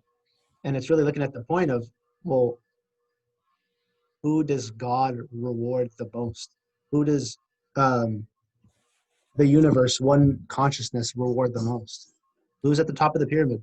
People with a Very, lot. very, and like at the very top of the pyramid, what are they doing? I mean, they have the power and the control. And do I know? I'm not in the room with them at this point in time. You mean But like the like, negative stuff they do? yeah, Yeah, like the abusing children and stuff like that. Yeah. that's what's rewarded in this world. So if God exists, if one consciousness exists, right? It's like they're rewarding the people who take children and totally destroy them. Yeah, that's what people don't get. It's like, they're like, well, the law of attraction, right? And it's like, but the people who are the best at it are the most fucking evil. Do you not get it? It's not feel good. It's like, That doesn't mean the law of attraction doesn't work in the context of you can create things by focusing on them and so forth. But it just shows you there's no benevolent entity on the outside making sure that it's directed. So in the context of this world we live in, like, do we have free will or not? so wait, to slow that down, just to slow that down a little bit. What he's saying is like, just because you are engaging in the law of attraction doesn't mean you're doing something right or good. That's how people Yeah. kind of assume of it, but it goes to show law of attraction is just how you get what you want. If you focus on something long enough, you can get it. If you focus on, oh my God, I'm gonna like rise to the top and then rape and kill children, it's like you can totally do that. So it's not like, it doesn't make you a good person if you can engage the law of attraction. No, and the reality is, the way it has been used is the more energy you have, the more energy you raise, the more you can direct. That is why they would do such evil, vile things. You know, and I was exposed to this early on, even before coming across Destiny and so forth, because I was studying an author named Colin Wilson, who, as part of his research and so forth, talked about the occult. And so I started studying that. I read his whole like history of the occult. And then I started studying things like magic. And I got the Golden Dawn, and I started studying Aleister Crowley and all these other points. And so you read it, it's like, that's what they're saying to do, is to create these rituals and these ceremonies where you do, let's say, things that are way outside of most people's comfort zone. The most extreme things that On you could purpose. possibly imagine. Yeah, on purpose, because that creates a lot of energy. It's like, think of just, I think you said it earlier. I think it was you, right? You were saying you could say certain words and it would trigger energy in somebody. So just think of it like, it's the same thing. Like, you can create energy and so forth. It's like, do you remember Milo Yiannopoulos? Yeah. And for those of you who don't know him, you can look him up. Milo Yiannopoulos. I think it's Ianopoulos. The point is, what he got his kicks out of being, quote unquote, a political commentator, is being the most politically incorrect, vile character. Like, he's like, I am a gay right, like, person on the right. It's like, whoa, like, I really fuck with people's heads because I'm that. And I can say all these like really disgusting, like crazy shit. And that's where he's like, yeah, that's where I strive. That's just like one degree of what Cameron's talking about. Because, I mean, well, without getting too far into it, that's what actually creates money. It's dedication. And what's the ultimate way to prove you're dedicated to somebody else? Do something awful in front of them, and then you guys agree to never tell anybody. And the ultimate point, the people who run the world, here's what they actually do. They rise to the top, and they do the most extreme, vile, disgusting things that they could think of, just to prove that there is no higher power than them. Just to prove that, look, I just took away this child's innocence completely. And they look around and they say, nothing's happening. I knew it. I knew I was the highest power on this fucking planet. Now let's go run shit. And then everybody just gets in line and does what they say. Exactly. And never questions it. And then they even use the concept of a higher power to justify why they don't have to do anything. And it's funny, again, we said this many times, but it's like with the whole COVID thing, people act like now suddenly they care about other people. It's like, you didn't care about all the people in the world that were in poverty and suffering and so forth before, while you used money in a first world country where you produce less than you consume, and you take from those countries where people are suffering. That doesn't make America bad. Like, I can say that without being like, fuck America, take America down. And that's the problem, is you get to these polarities where it's like, therefore we have to destroy it because we're all racist and everything. It's like, no, it's just called, now let's go to the next level of responsibility. And think about this. It's people, we'll have to do an episode. Maybe when you guys come down, maybe we'll do an episode with Katie as well. Because she wants to talk about this too. Nice. Which is like this concept of capitalism versus communism, right? And what's the actual transcending of both? Because you don't have to give away all property rights in order for everybody to have property. There's enough. You know what I mean? Like, you don't have to take money from the rich people for everyone to have money. There's enough. We can print money. Say, oh, it's going to cause inflation. It's like, that's what the rules of the system are. We can change the rules. We're smarter than that. We can evolve. We can change things.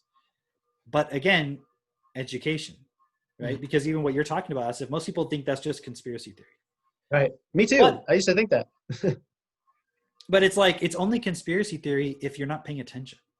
Yeah. You know, if you're not doing the research, if you're not reading, and it doesn't mean just because one person said it and they sounded really interesting, like that means it's true. It's like you start seeing lots of points and you connect the dots. It's not just about you take one person's word for something, right? But you see enough that you see what's really going on. right? And so no one can act like, oh, well, I believe in Jesus Christ, so I'm a good person. That's my good. That's what makes me good. It's like, no, you're still accepting and allowing all this stuff to happen on this planet. That And what you're you just using said. that. What? That what you just said is what guarantees you remain a terrible person and you go straight to hell after you die. If you believe that just believing is the solution, that makes you a terrible fucking person. Because guess what? For all the fucking kids who don't get to eat, there's no amount of believing that changes it for them.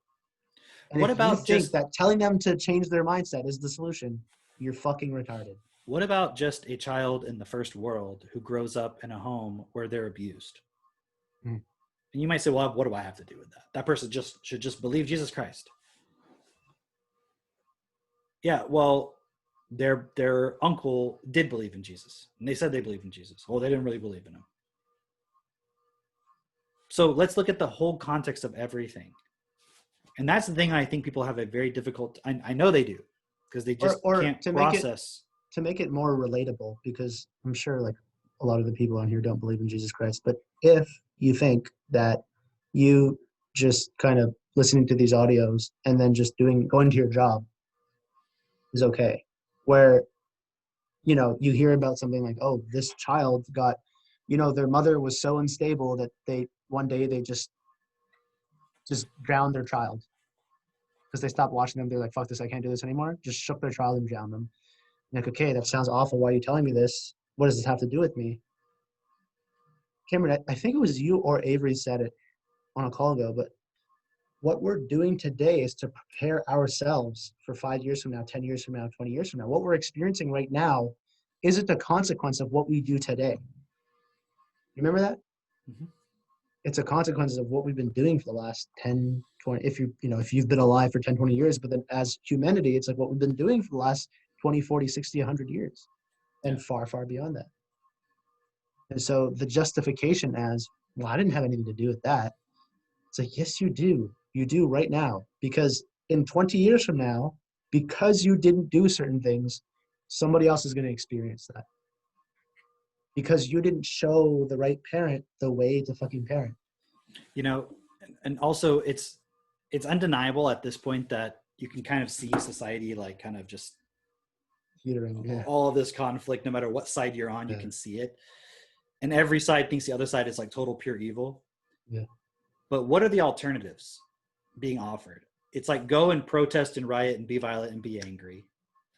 Or go and just believe in something that's not going to change anything. But what are we saying? Join the Equal Life Party. Right. Educate the world. Right? Like literally educate the world. Bring everybody to a point where you're not going to convince the world to change by everybody accepting Jesus. Yeah. And the people on the left are not going to convince everybody by getting everyone to accept critical race theory or something. It's not going to happen. So it's like we're not even talking to those people because those people, generally speaking, are not listening. They're already dug in. We're talking to the people who are like, man, this is crazy. I want to be a silent majority. It's like, let's go and let's support a generation of children to actually process information effectively. We're not even telling them what is the answer. We're telling them these are the principles upon which we operate as human beings. And these are the principles, if you look at it, even any Christian could agree with, even any Muslim could agree with. Anybody could agree with the principles that we have outlined on the website because they're the principles that are from all of those things. It's just the things that have never actually been applied. Mm-hmm. And the interesting thing is everything we're saying in terms of what to do is being done right now from the perspective of just trying to get control. Like look at everything going on with the pandemic, all these things. Our society is being reshaped right now. It's not like society can't be reshaped. It can. It's just who's the starting point of the people doing the reshaping. Mm. And they're very good at mass persuasion because they understand what people actually want. You see what I mean? It's so crazy, man. It's so blatant now, I find. But maybe it's just like I can see it now, but it's that whole thing of like if you just say something enough, people just accept it. Mm-hmm. It's like they're just seeing how far they can. They're no longer trying to be subtle about it. like, slip it in from this angle, and then over time this angle, and then this angle, and this They angle. don't have to be anymore. Right, exactly. It's like before it used to take 20 fucking years to like program a society to shift one way. Now it takes like a month, 4 months for everyone to be like, whoa, this whole lockdown thing, like these circles on the ground, that's so weird. Let me take a picture of this. This is crazy. I have to stand here, not there. That's crazy. And then now it's like, The dude, people like, saying that too are the close to crazy that. ones now. So Right, it exactly. was it was really eye opening. Yesterday, Jess and I went to the mall, and like Mall of America, one of the biggest malls I think Oh in yeah. the States, right? And we just went to like go look at some clothes, things like that, and just kind of see what it's like out there right now. And one, everyone's got a mask on. About 20% of the people just had it around their chin, didn't care, or like they're drinking something or whatever. So you could tell it's like everyone's just doing it because it's like if you're actually afraid of the coronavirus, don't Why go are to you the at the fucking mall? mall. Right. But you see these people who are like it was so that was kind of eye opening. But then in particular, we were having dinner at one of the restaurants there, and there was a group behind us that they must have been out celebrating some birthday or something. You could tell they were drunk, and they were like shouting, and it was like the highlight of their week or month or whatever. I was like, their life.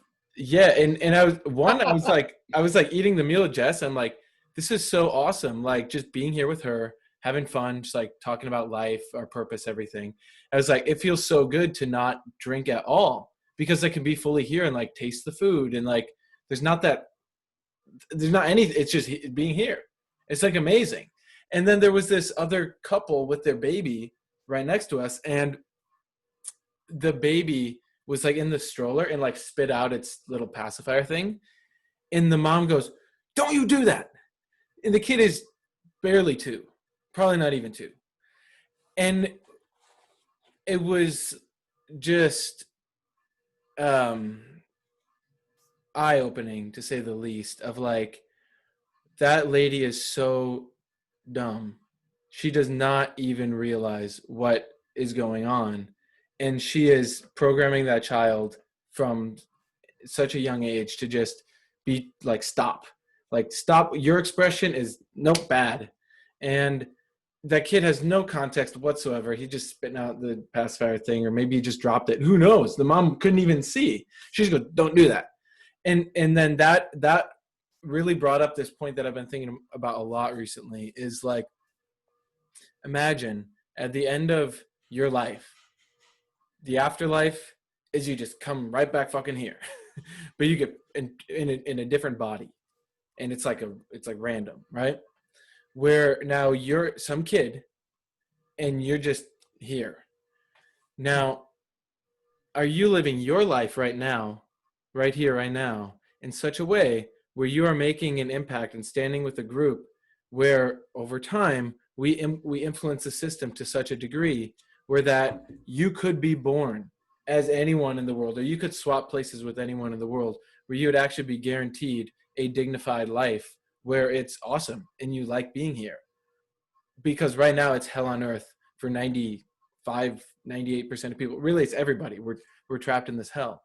And especially like going to the mall and just being around like mainstream people, you could say, and hearing the level of conversation, and it's just consumerism galore. Obviously, it's a mall, where I'm just like, this is so fucked. Like, what are the odds that I was born as me, and I'm just here and like have this group, and we have the podcast, and we're like speaking out, and we're like building locally here in Minneapolis with Techno Tutor. But it's Political party. was that the political party? Well, like, but like think about this, is like the size of the world, the amount of humans in the world, this current systems at play, how fucked parenting is, in how parents influence their kids. It's like it's so big, you would almost think like, what's the fucking point? There's no way you could change this. But I know enough to know that in 1 year of knowing you guys, my life and the life of the 30 closest people to me has drastically improved. And not just improved from the sense of, oh, we got more money, or like, oh, I can like buy organic food all the time now. But like, I fundamentally see the bigger purpose, and I'm dedicated to it, and I'm supporting other people to also be dedicated to it, to the point where they're inspiring me now to like, go through the hard shit and all that. And that is cool, because then I was also listening to that Kobe Bryant, like the last great interview he did with Patrick Bet-David or whatever, where he says that the people that he likes to work with on his team, he'll give them an assignment, and he wants those people to be able to say like, I can't do this. Like, this is too big for me. That's the kind of assignment he wants to give people, because it forces you to expand out of what you thought possible. Now, Kobe's starting point was still fucked, because it was still just participating in the sports media complex thing. I mean, he had his point, and he has left an impact, but regardless, that's now what I'm seeing very clearly is like, reality is so fucked. People are willingly, happily being a slave, just like we talked about on that plantation. Like, why would you change, man? Like, it's good here, all that. But I know enough about how change works and how to create things in real physical reality to actually get results, that it's 100% possible. And yeah, maybe it's not in our lifetime. Maybe it's too late for us, but who fucking cares? Because it's about life as a whole, and all of these kids that are being born into this world. And I think there's going to be I know there's going to be a lot more consequence before it gets better, so to speak. But that's why I give it 100% every single day. That's why we do this, and why we encourage everyone to share this. We don't charge money for the podcast. The way that you pay for this is by talking about it and bringing other people into this and digging deeper and actually applying the stuff for yourself. Like, that's the form of payment that makes sense. And so that's what I've been thinking a lot about recently. And I mean, that was a seed that was planted a long time ago, when I first got into all this stuff, and now it's really starting to grow. And I know in the next 6 months to year, like, we'll be able to see what the new version of the system actually looks like, through being sustainable within, like, I mean, Jess has planned, like, today she's out in the backyard, like, cutting down dead trees and shit, and like mapping out like, where are we going to plant stuff, and like, we're getting chickens and ducks and all that, because because I've never lived in a sustainable way where I'm actually producing more than I'm consuming. But that's our plan here in the suburbs. We're 10 minutes from downtown Minneapolis, but we're at a point where, let's say COVID round 2 happens or whatever, where we can be so sustainable and so well connected in our community that we're actually life giving, because that just makes sense. So then the other people around us, even if it's just 10% of the people, also see it. They say, hey, I can do that too. Okay, cool. And then we start our own daycare or school or whatever it is, where people just come here and we'll mentor them and show them how to use TechnoTutor. And in 20 minutes, they'll learn more than the average kid does in 2 months at public school or private school or whatever the fuck it is. So that's where I see it's headed. And so it's already manifesting of what this new system looks like. But it's really just the current system as is, but it's like a purification point that we have, because we still have to use money. We still use banks, still use Amazon, all that shit, but it's the starting point is different. And then over time, you see the manifestation. I mean, we're on episode, 25 or something like that. Like by episode 35, 45, 55, it's going to be even more obvious. But don't just fucking sit back and watch. Otherwise, you're equal to the evil motherfuckers that are abusing kids. Like, if you're just sitting back, like, oh, I'm just an observer, and like, I just observe, and then like when I feel right, then I'm going to jump in and talk or whatever. It's like, just fucking change now, and then let's figure it out together. We're seeing more and more people in the self-perfected group expand just beyond just the group, posting their first live video to their personal page. From, for example, that last week you did mention like why I'm committed to giving 100%, and there's no amount of podcasts or Cameron Assif, Mitchell, Drake, anybody that you could listen to where something's going to click and that will be responsible for why you make everything work. There is, from listening to this stuff and considering it, it should bring you to a point which you can make right fucking now to take the entire context of the world that you find yourself in as your life. Like instead of saying, well, what am I going to do in my life that's different from what other people are doing with their lives? That makes no sense. When you consider what to do with your life, it should be considering everything that's happening in the world, because you do play a role in it. And you're either just like a plant growing or dying. Either the plant is literally growing and producing more cells to grow its leaves, to grow its fruit, or whatever the case may be, or it's browning and dying off and withering away. It's the same thing in your daily actions, your daily work, and especially where you make your money. If you are making your money, or if you're dedicating most of your time throughout the day towards something that isn't here to generate or create or bring into existence a new system, then you are supporting the old system. And at the pinnacle of the old system is obscene abuse. Those are the people who are running things. So if you're saying, yeah, I just want people to run things for me so I can just live my life and be happy. Well, what you're saying is, yeah, I want people to be rewarded who rape and murder children. I want that because that means I get to have what I want.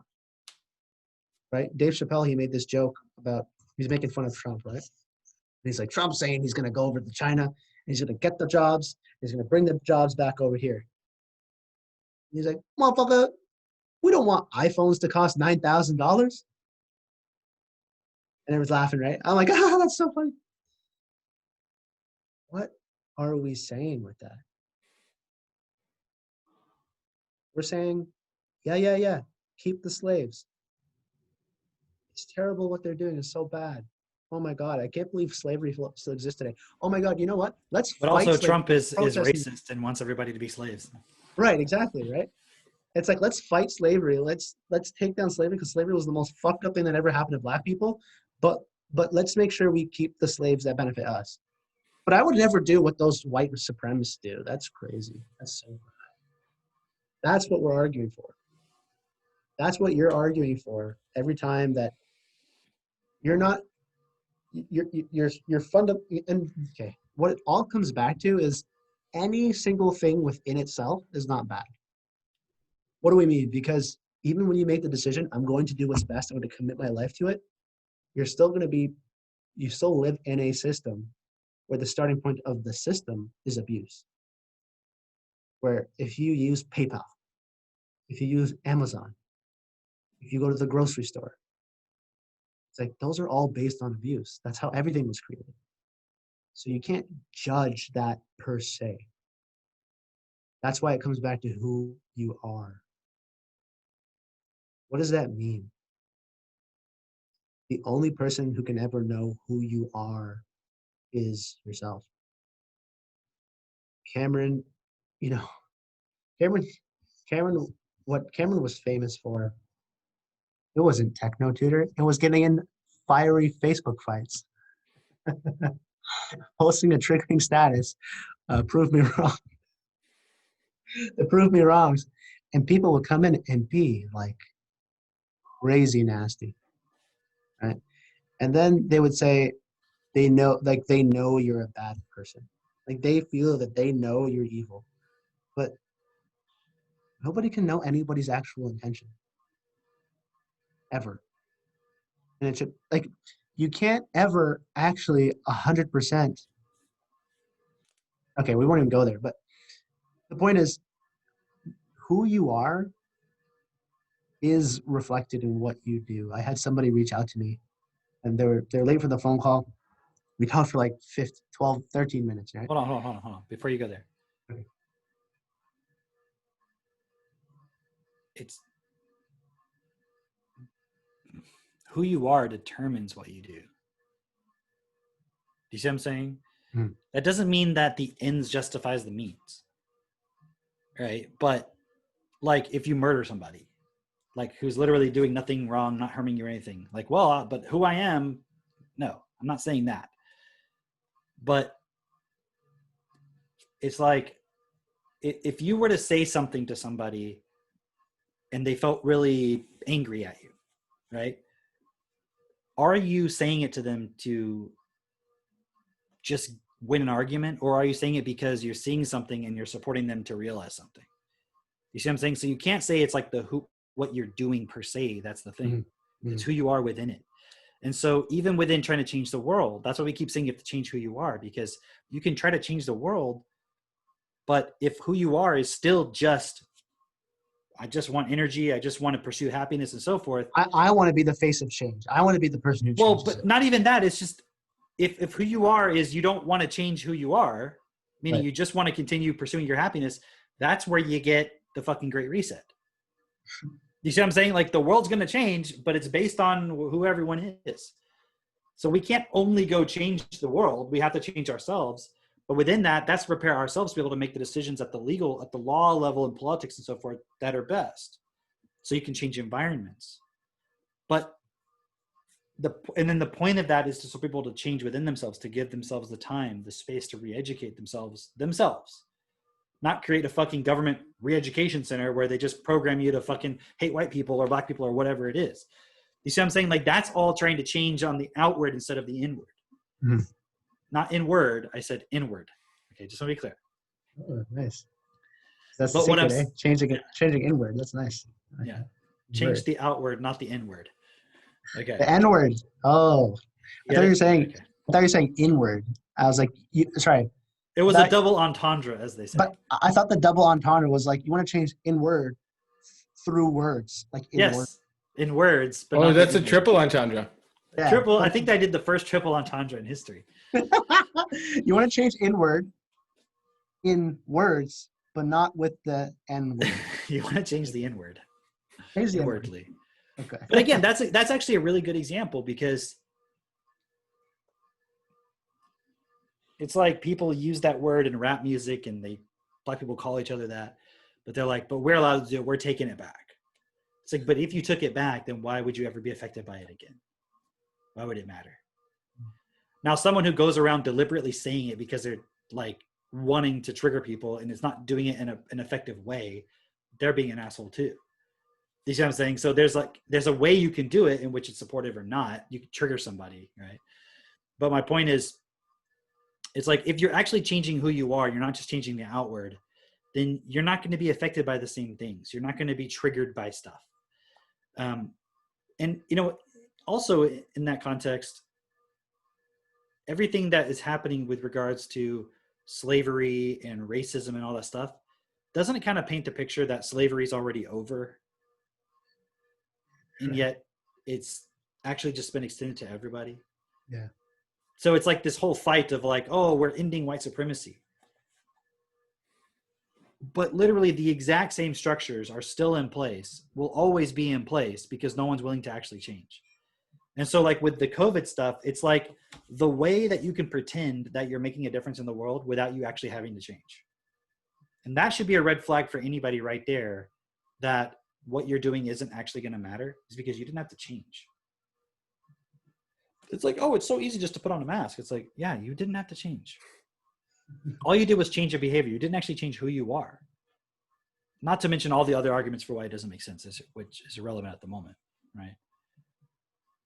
But my point is, it's maybe, I don't know if it's difficult for some, because I know for myself it's been challenging to really reconcile those 2 points. But it's like you're changing yourself so that you can make a difference in the system, and that difference in the system will change the environment for other people, for generations, for children. Like, for example, the parent who's abusing their child because they have to go to work and they're frustrated and they're impatient, So if they didn't have to do that, or if they actually had something where they could do something they enjoy doing and they could take more time, there wasn't a rush, they could spend more time with the kids. That would change so much in that child's life just right there.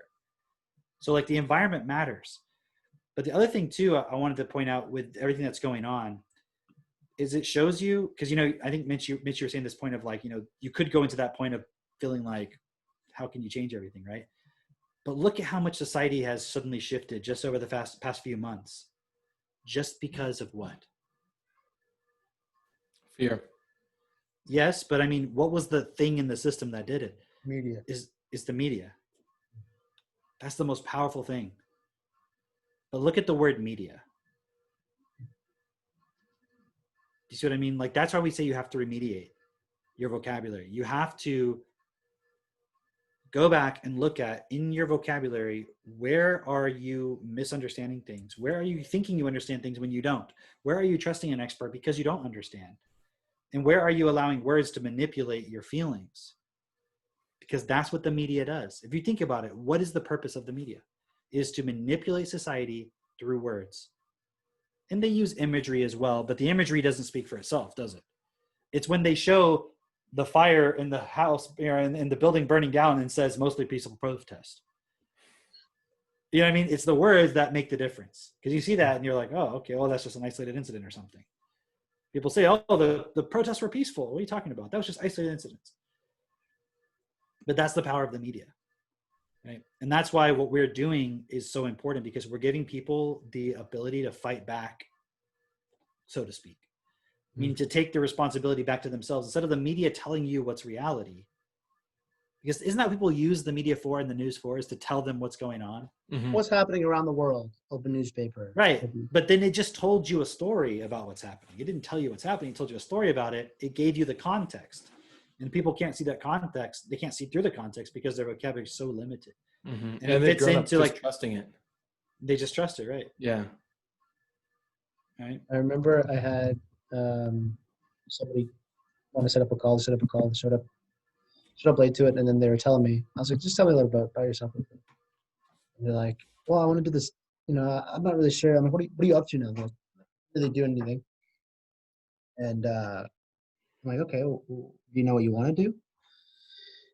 Because they weren't working, they weren't going to school. They're like, I want to go overseas to play basketball. And they're like, but that's not who I am. It's just like this, a little part of me. Like they were like woke. Like that's just like a part of me that I want to explore. And then I'm like, okay, well, how long do you want to explore that for? They're like 10 years. I'm like, okay. So you're saying that that's not who you are. Well, who are you? They're like, oh, that's a good question. I'm like, okay. So they don't know. So I was just like, okay, what kind of impact do you want to have in this world? Like, you know, what do you want to do? I want to be able to shift society. I want society to be able to shift out of what they you know, think they're supposed to do to what they do, because the way we live is very unnatural. So what do you mean it's unnatural? Like, you know, the way we buy stuff, all this stuff. I was like, but you don't know any other way of doing it. Like, isn't that what comes naturally to you? He's like, okay, true.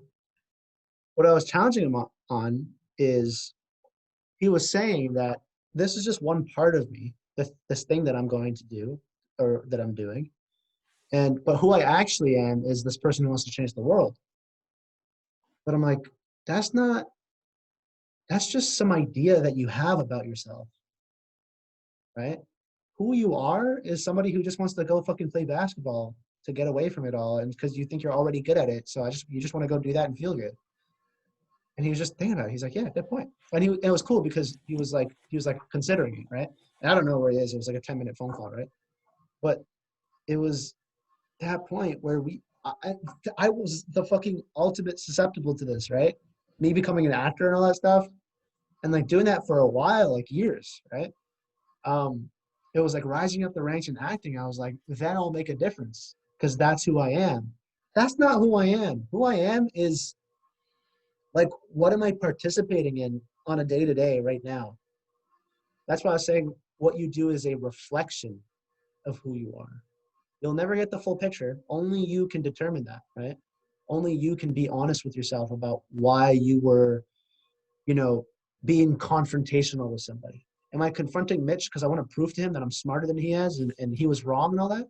Or am I confronting Mitch because I'm like, oh, dude, like if you change this, then you would be more effective, right? And that's the relationship that me and Mitchell have. That's the relationship that me and Cameron have, right? Cat has. Um, and so the point that he was realizing is, oh, well, I would hope for someone in his scenario to realize is like, just because you say in the future you want to do something in the future, that's like so fucking far removed. That's like saying right now, I want to get healthy. Just because you want it doesn't mean you're going to do it. Now imagine saying, I'm going to want to get healthy in the future. I'm going to want to make a difference. I'm going to want to be able to shift society. You can't even shift yourself right now. And so what it means to be the change you want to see is stop fucking hoping that because uh, Cameron owns a company, Cameron's going to be the one to change things. Or Mitchell is really articulate, so Mitchell's going to be the one to, or Asif, you're super outgoing, so you're going to be the one to create the networks. Fuck that. Like, you're the point. Mitchell talks about how nodes work in a network. You're one of the nodes. And if you're not building out your network of people who are getting this, then you're the one stopping everything. Everything stops with you right now. It's like everything is converging to you, and then you're not expanding. And we're waiting on that. As a fucking species, we're waiting on you as an individual who is listening to this to stop making up some bullshit idea in your mind of, well, the world's a fucked up place.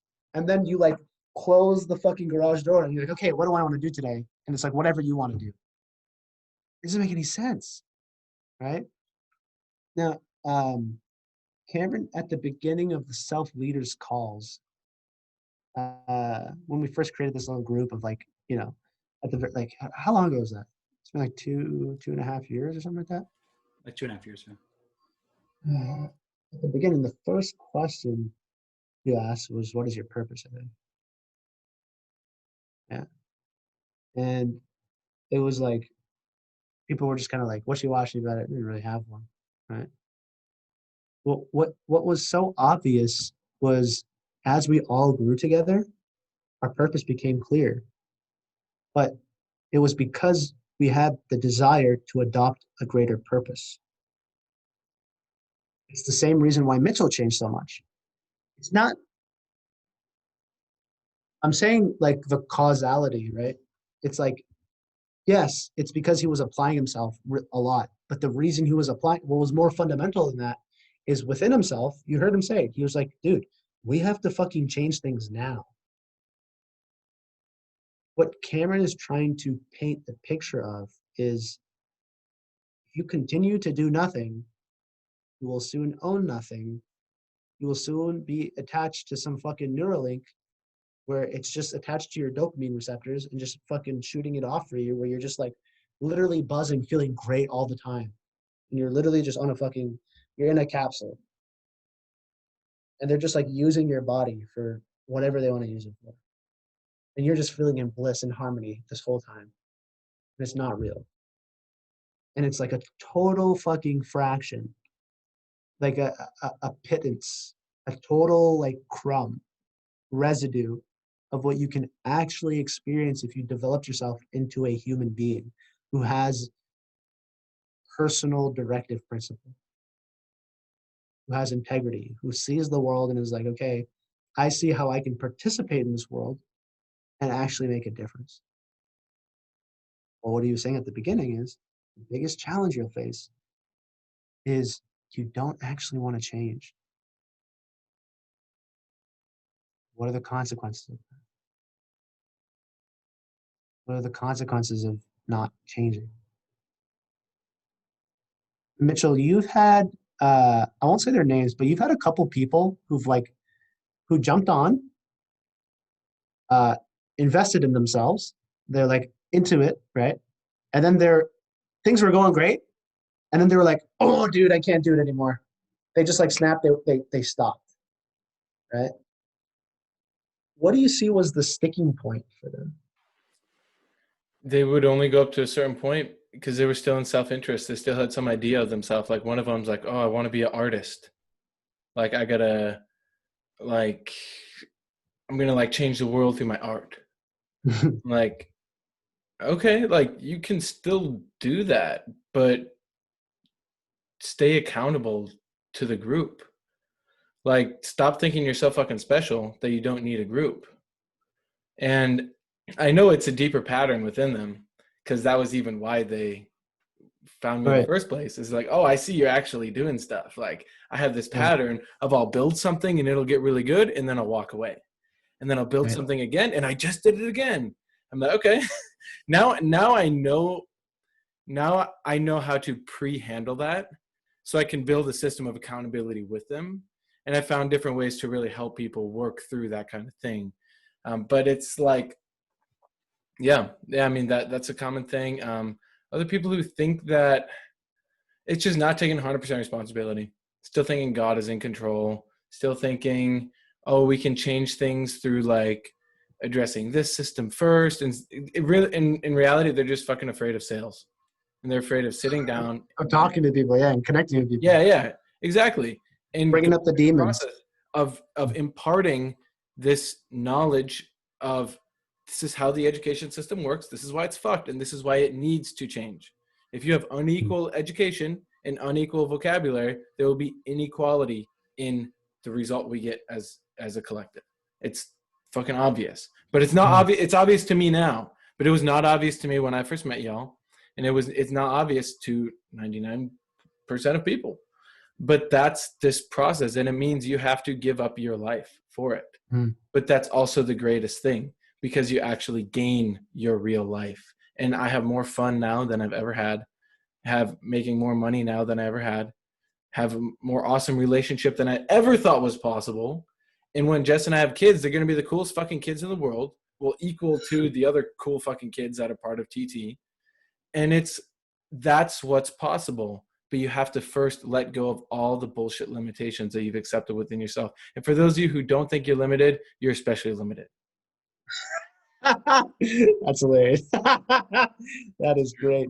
Because I fucking every single time I think that doesn't apply to me, I find out later it's like fucking exactly what I need to hear. Yeah. And now, Cameron, you've been at this game for a while, and I guess we'll like basically wrap it on this. But you've seen people who we're telling them how reality works, right? We're telling them this is how you change, and if you don't change, things are not going to be pretty. And then they say, fuck you, and they disappear for a while, right? Or they don't actually say that. What have you, from your experience, because you've seen that plenty of times, right? What happens? Everything stops working at some point. Because like the first question is, why are they asking for my advice or support in the first place? It's because they don't have a clue. And I'm not pretending to have some superior knowledge. It's just, we have tools, they work, you support yourself with it. So I would prefer not to have to talk to somebody, not because I don't want to talk to people. I like talking to people. It's just at a certain point, all I'm trying to do is get them to just be honest with themselves and then go and investigate the point, use the tools to change within themselves, whatever the beliefs or fears or thoughts, or get themselves to the point where they're willing to do the thing they're afraid of doing, whatever it is, you know? And sometimes it's a shift in perspective that I can't give the person.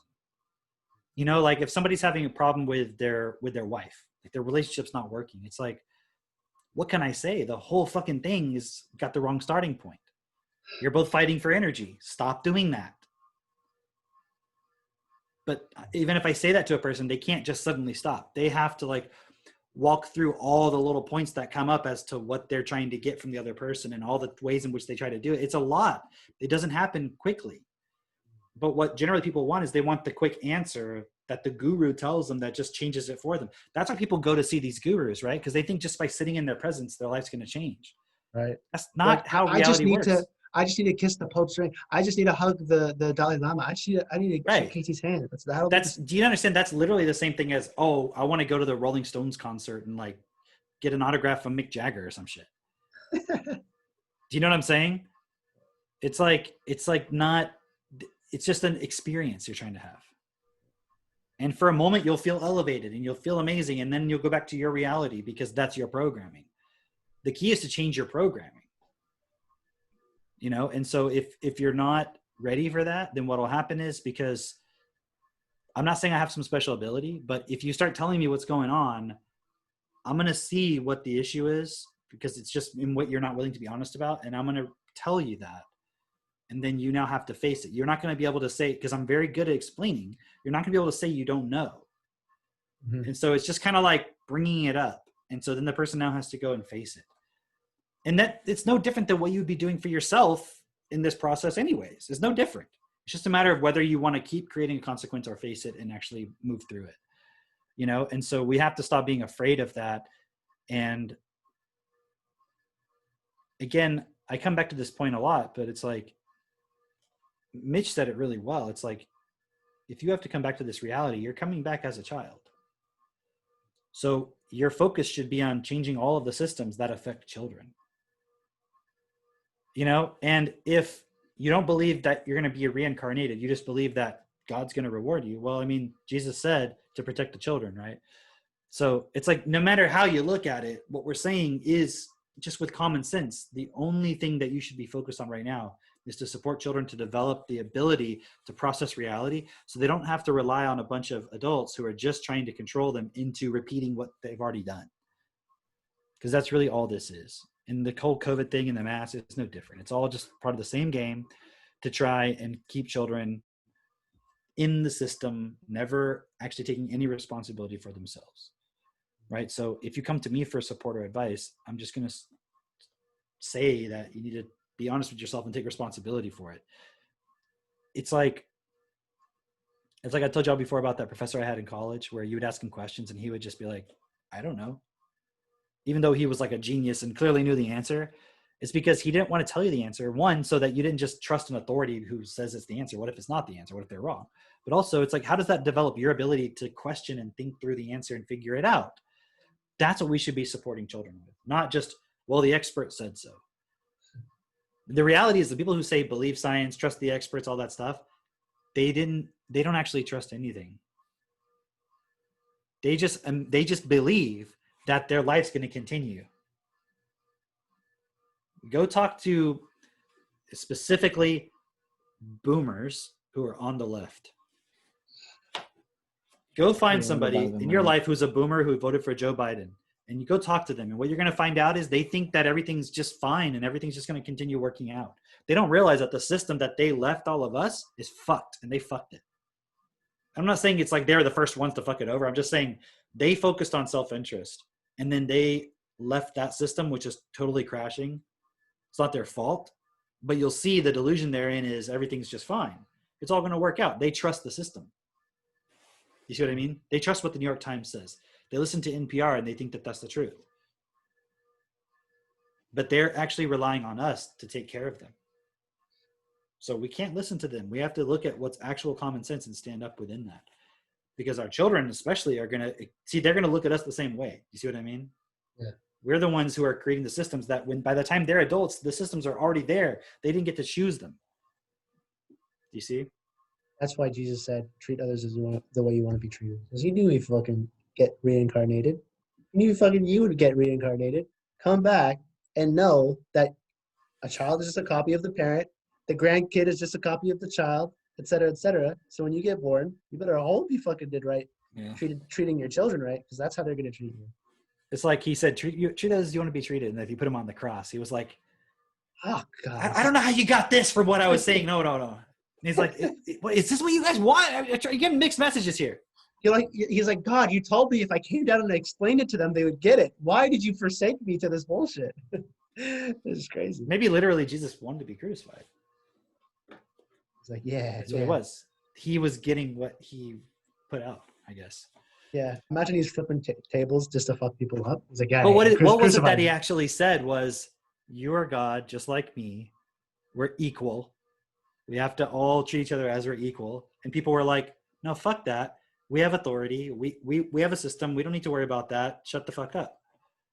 It's the same thing that's happening right now to anybody who says anything against what the experts say, even when the experts contradict themselves. Right. So, hope everybody got value out of.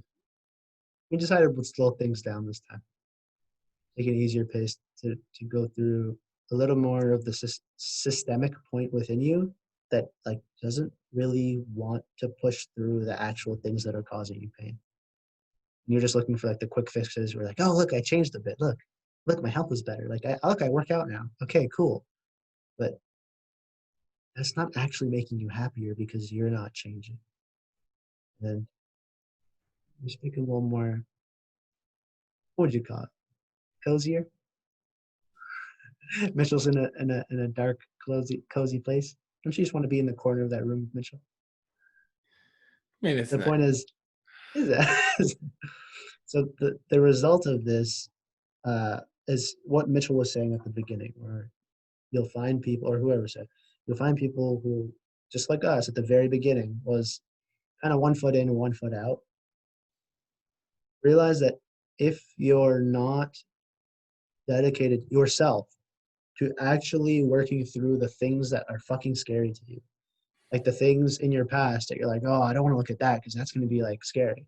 Yeah, that's the point of life, is to walk yourself out of just being a manipulated, controlling little nothing, like a robot, to using your will to move beyond the thing that says, no, you should be afraid of this. That's how we're programmed. Now, in order to find all those resources, self-perfected.com. You have the principle. If you go to the free resources section, you can see the principles. You can also see DIP Light, which is a free course. And apart from that, you can go to the Facebook group. And like Mitchell said, which is great, we got that from it just made so much sense, is the way you pay your fee for this. The way you pay your fee for this is share this with somebody. You don't have to send any money. You just have to apply this shit for yourself. And every fucking person knows 10 people who would be open to this, for sure. But you know at least one person who would benefit from it.